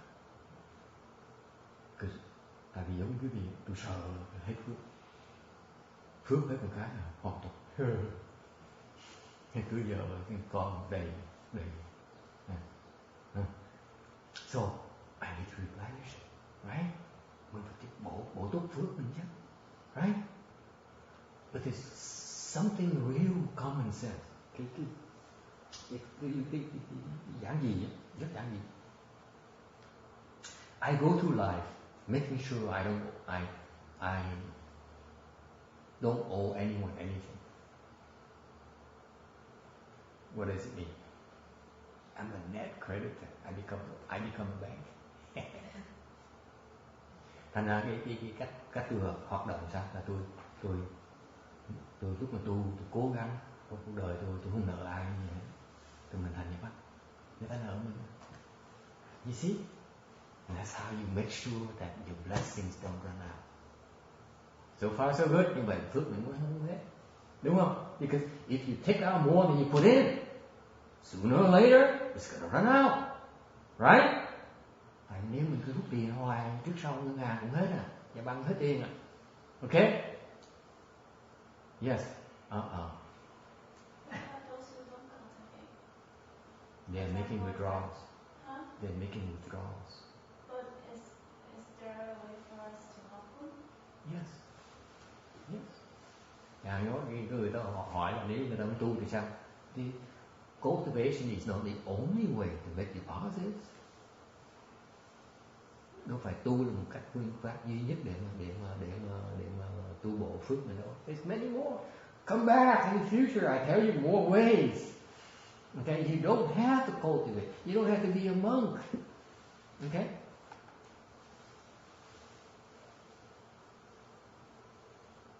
Mình đâu cần phải đâu phải cần tu mới bộ phước bộ túc được cái phước mình đâu, mà đâu phải cần xuất gia mới bộ túc mình đâu. Because if that's the case, I'd be so disappointed with Mahayana. Nếu như mình phải tu, mình phải xuất gia mình mới tu được thì tôi nghĩ như vậy cái đại thừa nó còn nghèo nàn quá. So, oops, hard speech. Okay. Any questions? Yes. Master, Yes. if you don't cultivate, The cultivation is like the fastest way to accrue blessings. I need to qualify that for you. Okay, it's not the only way, but it's one of the best ways to accrue blessings. Tôi nói là tu không phải là cái phương pháp duy nhất để mà tích tụ phước, mà như đều đó là cái phương pháp mà lẹ nhất để tích tụ phước. Because let's face it, cultivation is about accruing blessings. Tại vì tu tức là tích tụ phước. So you come here Saturdays for a couple hours, right? Thứ bảy quý vị tới đây có một bữa một ngày. So you cultivate for X hours. Quý vị tu được chừng đó. Tụi tôi tu á, we do it full time. Okay? Tụi tôi tu suốt ngày, suốt tuần. Okay? There's a catch though.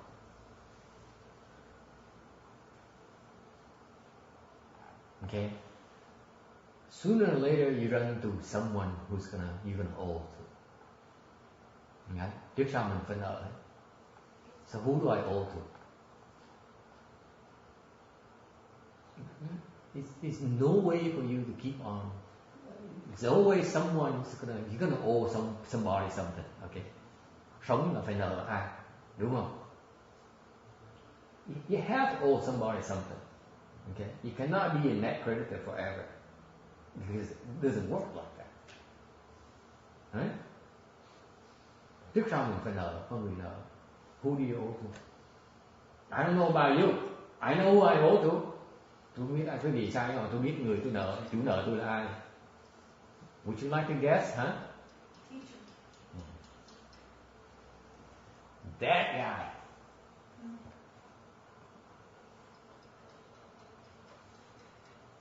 So he gave me more than I gave him back. I can't help it. Tại ông thầy tôi là người cho tôi nhiều hơn là lấy từ tôi. So what do you do? Mình làm gì bây giờ? Just like the United States, giống như nước Mỹ. You know you owe China money. Mình biết mình nợ tiền với Trung Cộng. Mình chỉ tối ngày mình chỉ cầu Chúa, cầu Phật để cho Trung Cộng đừng có đòi tiền mình đó. Yeah. No matter what you do. So what do we do? You do Americans do? We smart Americans pray to God and pray to the Buddha and to Muhammad that Red China does not call on our debts. Not yet.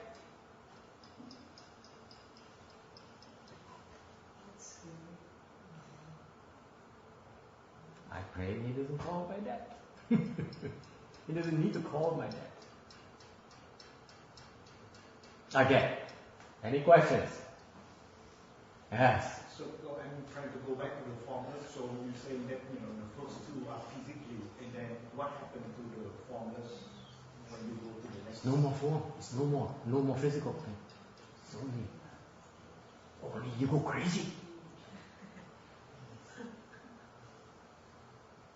It's all there. That's when the lay people like Jimmy and that gentleman there says, "Oh, you guys are crazy. It's all in your mind." It is so true. Then you live in your own world. You go crazy. No, actually, it's a different realm of existence where actually it's no longer confined to physical space. Okay? This is where the scientists, no matter how hard they try, they cannot reach to that level. They cannot penetrate, understand the eternal wiring. You see that, Mel? You see, the physical constraints of scientists, they are stuck. They go to a dead end. They cannot break through with their methodology. That's why I consider them inferior approach.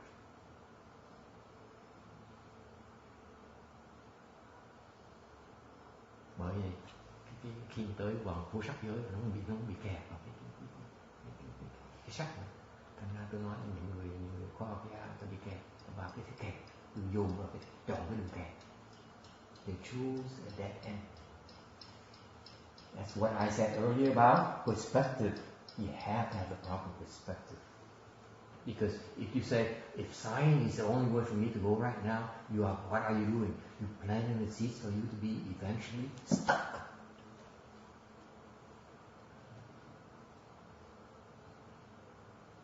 Bởi vì khoa học gia một khi mà chọn tôi chỉ chọn khoa học gia thôi đó, làเราchọn vào cái đường mà trồng cái nhân này sau mà sẽ bị kẹt.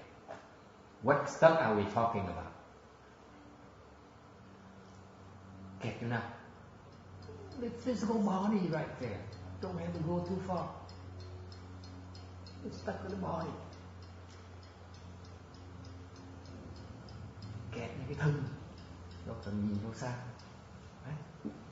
Cái thân bị kẹt.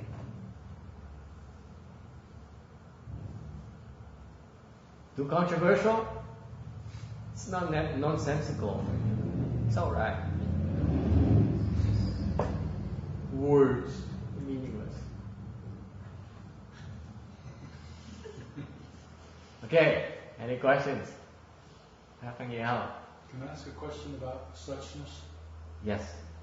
I keep seeing that word turning up, and I really haven't quite understood what it meant. And here it looks like it means everything, or nirvana, or Buddhism, or what does it mean? Hỏi là chân như là gì?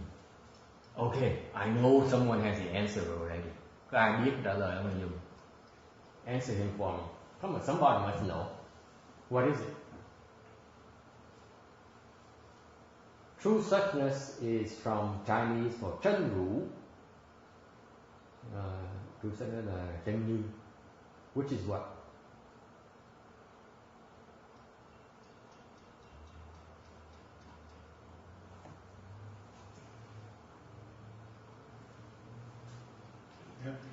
The emptiness, everything? Everything. The emptiness. Okay. Including the things you don't know about.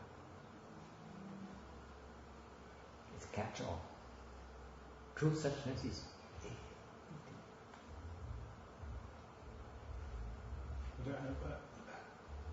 But that's what... in corners of your mind, it must be to say, oh, there's so much for me that I don't know about. Even more than you even can ever imagine that you don't know about. That's true suchness. Oh, the rest. Okay. Like right now, the worldly people, they sit there and say, oh, they worry about mortgage payments, about jobs, about cars and dogs and cats, okay, the things they see. They say, oh, but I need to worry about my future, my financial security, my health insurance, my burial costs, and all those things. All those things you can imagine, and they're things you don't know about, you can't imagine. Okay, you can't even imagine there's something up there in empty space where people live. You can't imagine that, can you? Limited. Even you get up there, there's still more things you can't imagine. You can't imagine a world where there's no form. And then you go to a world where there's no form, you can't imagine something beyond that. Something finer, something much more refined. Okay? That's the state of an aha. You go to the state of aha, you can imagine something finer than this because this is so wonderful. What is that called? True suchness. That's true suchness. I just gave you 4 different levels for you to imagine. Where are you? Đừng nói đi, cái chân như bây giờ cái an ta, cái người thường người ta lo cái cõi dục giới này thôi. Họ không thể nào nghĩ tưởng tượng có cái chỗ mà gọi là cái sắc giới mà có thể sống trong không trung được. In the form realm, you live in palaces. Okay, the palaces float in space without needing fuel rockets. Can you imagine that, folks? Trong sắc giới là những cái lâu đài mà sống, những tiên sống lâu đài đó, là những lâu đài đó trong không gian không trung, không cần phải nhiên liệu như quý hỏa tiễn mới cần nhiên liệu để giữ cái khoảng trống gì, không cần luôn nữa. No. You know why? I tell you later. There's a reason for that. See, Mahayana has so many twists and turns. I can give you glimpses, and there's more interesting glimpses. Never mind, that's a sales pitch. Anything else? I have one more question on this side. Yes. I like the and. And? The emptiness and true substance.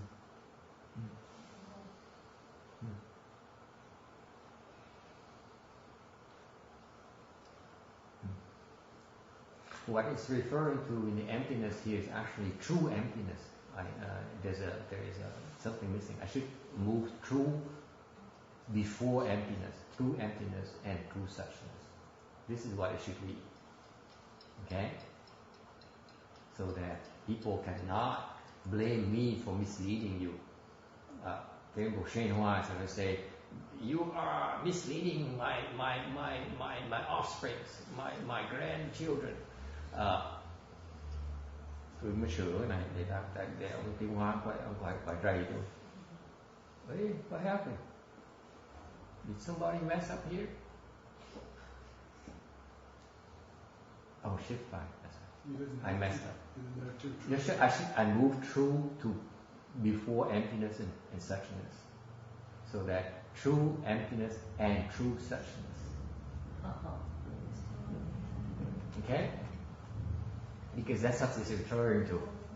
You don't certify to see, you certify to the emptiness of the self as too small. But if you certify to the true emptiness, that is true attainment. Tại vì chứng mà ngã không còn nhỏ quá, nó còn xoàn đó. Thì chứng mà cái chân không đó, mới là chứng đạo. All right. Did I lose anyone?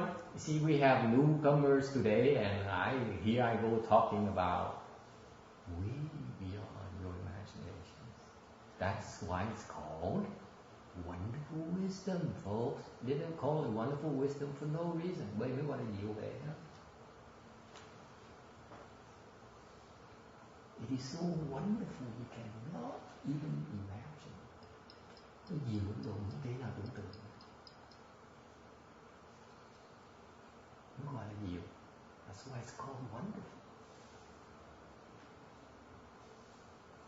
Okay? Questions? Yes.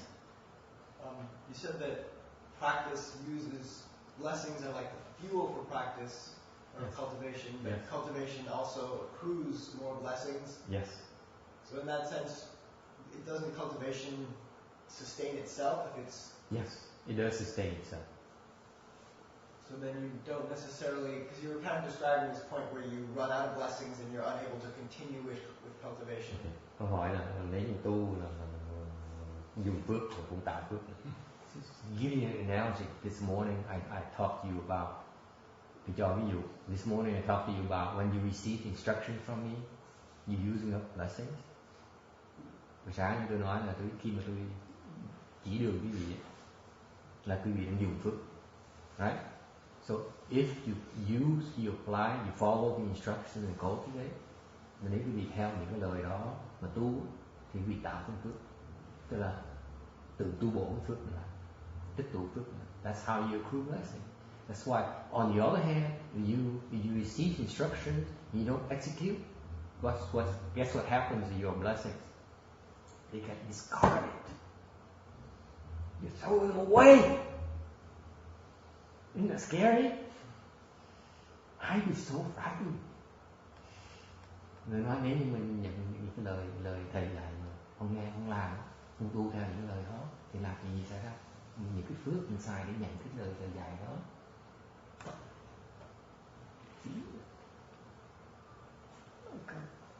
Don't waste your blessings. You see, later, that's why I'd rather you don't come. You reach a certain level, I said, you don't follow instructions anymore, don't bother coming, because you keep on wasting the instruction. You're wasting your blessings with me. You're going to be so poor.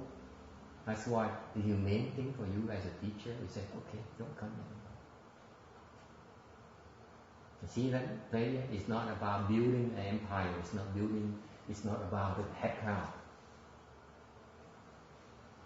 Bởi vậy học trò tôi nó tội, nó sợ, tại sao thầy cứ đuổi học trò như vậy?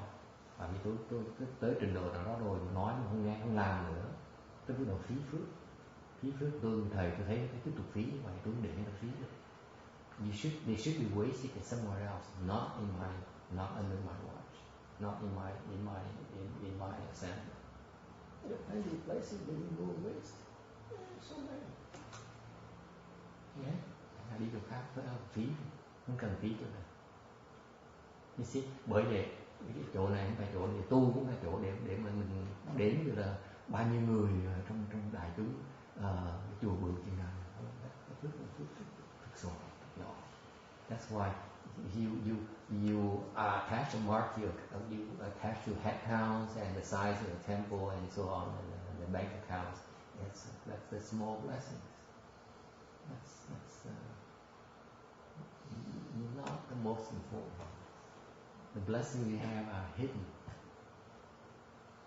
Cái phước mình có là phước ngầm, không ai thấy được. Okay?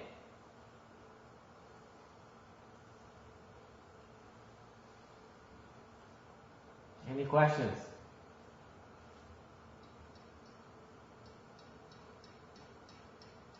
Okay. Have a few more minutes. But this is a new section. See, I was hoping you go into the heavens, but then you guys are so caught up with jhana and prajna that I could only progress 2 slides today. See, I'm so ambitious. I want to talk about heavens. I want to go to 93. We're building our blessings. Tôi muốn gửi tới cái số 93 luôn mà mới nãy mới kẹt cái số 62. Yes. Just wondering about when you say blessings, say you can give us instruction on how to cultivate, and maybe at home or in school, the teacher also give us instruction about how to live our lives. Yes. So, say if we follow the cultivating instruction, are we throwing away? Is that considered blessing for like a school teacher to give us instruction? You're throwing away you're saving your worldly blessings. Câu hỏi là như tới mình nhận những lời thầy cô dạy nó là lỡ nó ngược lại những cái lời của thầy trong trường dạy thì sao khác nhau như nào? Tôi nói cái khác nhau ở chỗ là một bên là thế gian, phước thế gian, phước xuất thế gian. The instruction you receiving are transcendental, are using up your transcendental blessings. They are about I'd say a factor of maybe 100,000 or more compared to your worldly blessings. That's how expensive they are.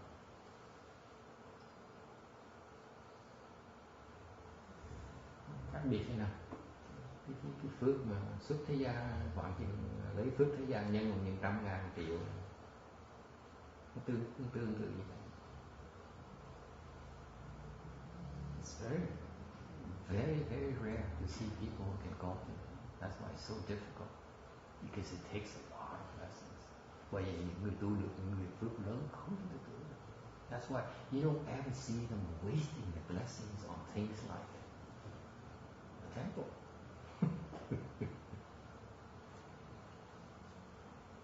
That's why bởi những người mà ta phước, ta tu, ta hiểu, ta cẩn thận, ta đâu có phí phước để cái tu. The arhats in the Buddha's time, they go to the end of the tree, folks. Thời ông A như ngài Thích Ca Mâu Ni là tu dưới cái cây đâu cần cái gì. Kỹ chứ sao? Phật Hồ nó kỹ chứ sao? Đâu phí đâu. Sao người ta đông quá, tụi nó đói, tụi nó nhiều quá, phải nuôi nó ăn thôi. Chứ còn mấy người từng độ ta cao đó, tu cái cây rất cần.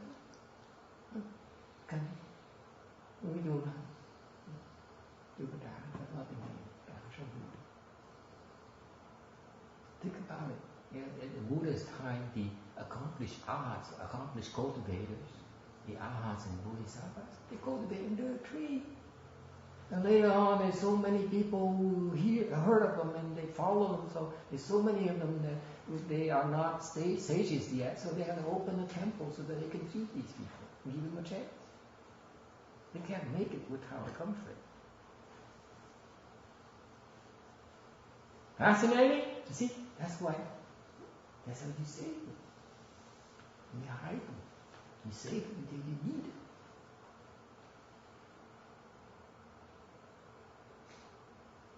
But that's not for you. Yeah, it's all right. Yeah. Life is good. Enjoy it. And eventually you run into something called two nasty things. You don't think of cultivation before. You're so lucky because there are two nasty things that can happen to you. Bởi vì cái tự không cần tu, cứ sống từ từ có hai cái chuyện xảy ra. Mà nó nhắc cái gì cho tu. What's the first thing? Sickness. Thank you. Điều đầu tiên là gì? Bệnh. Your time is running out. Your blessing is running out. Okay? Thời gian sắp hết rồi. Phước sắp hết rồi. What's the second one? Death. Sorry, Charlie.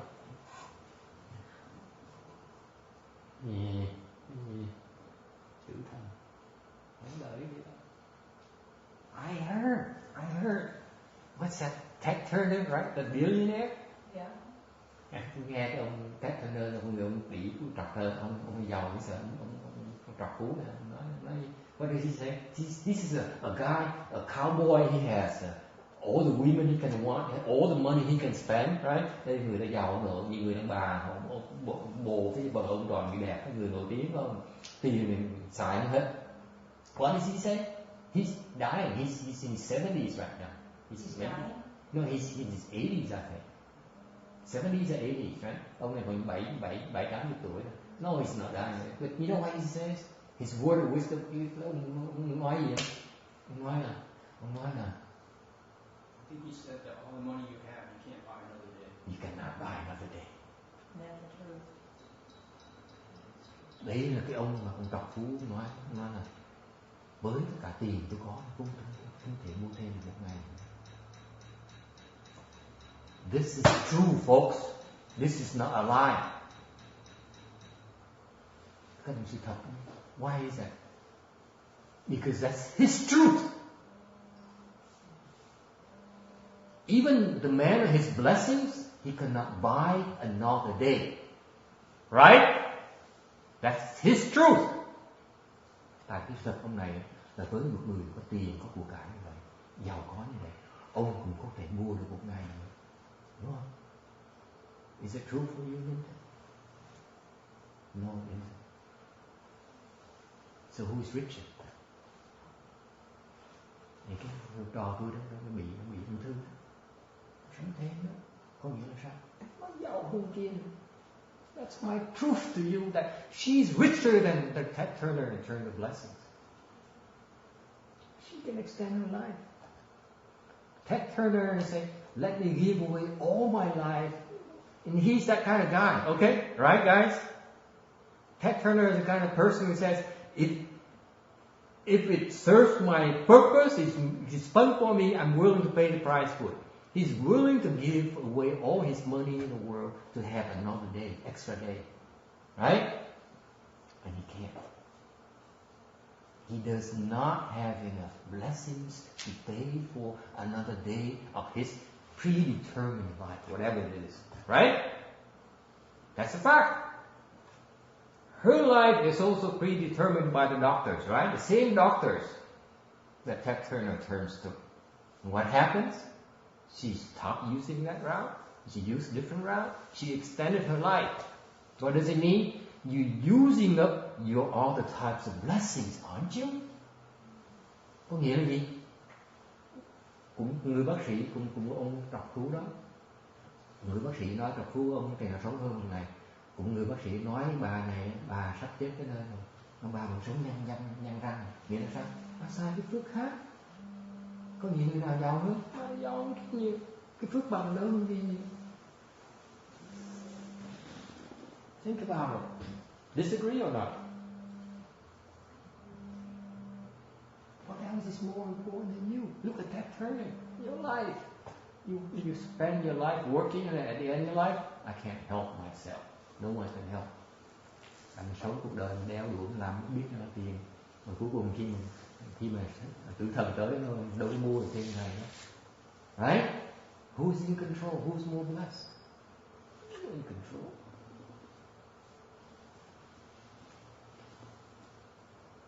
Okay. I get too excited when I talk about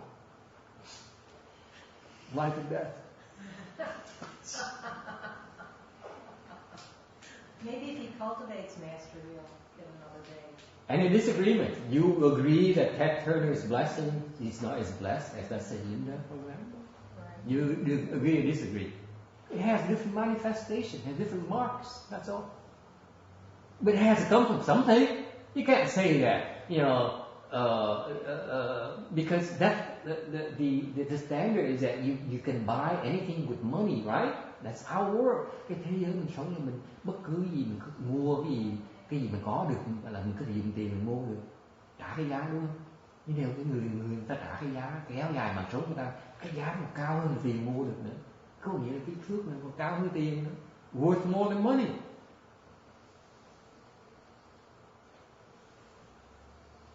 Does it sound logical, Thomas? Or is it nonsense? No, it sounds good.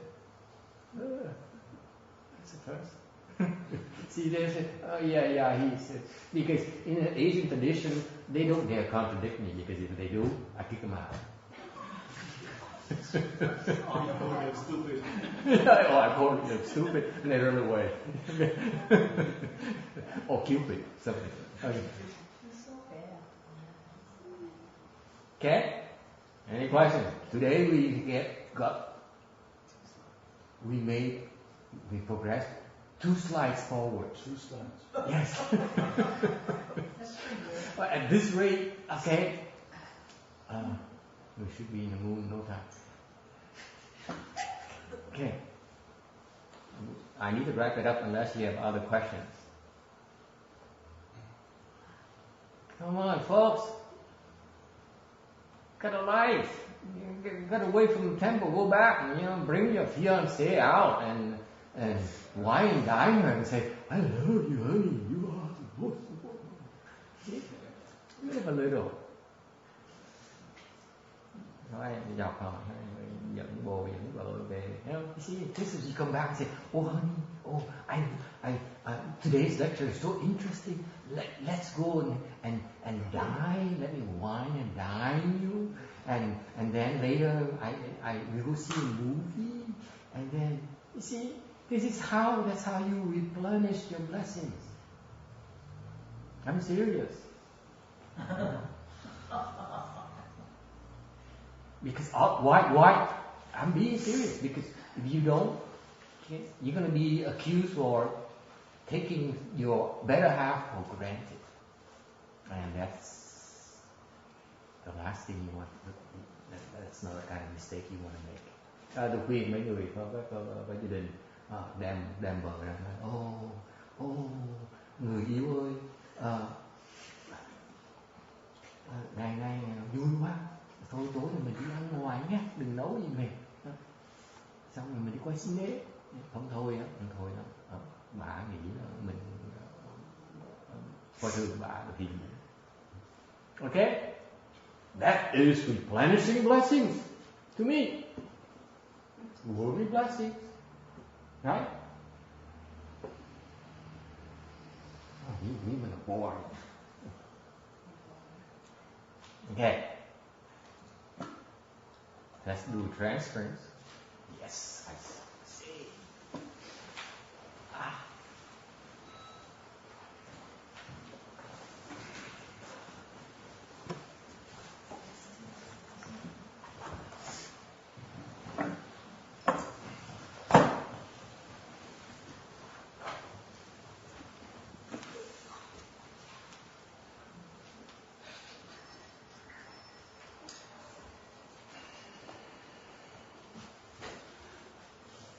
May these merits and virtues adorn the Buddha's pure land, repaying the four kinds of kindness above, aiding the threefold paths below.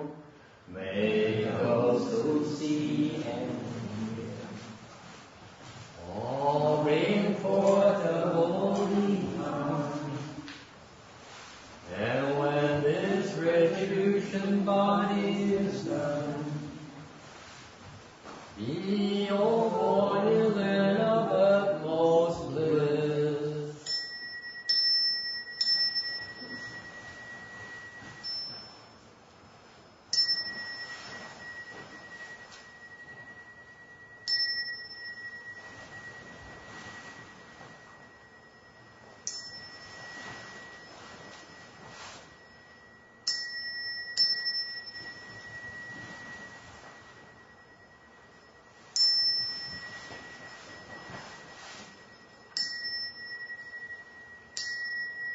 Thanks for coming.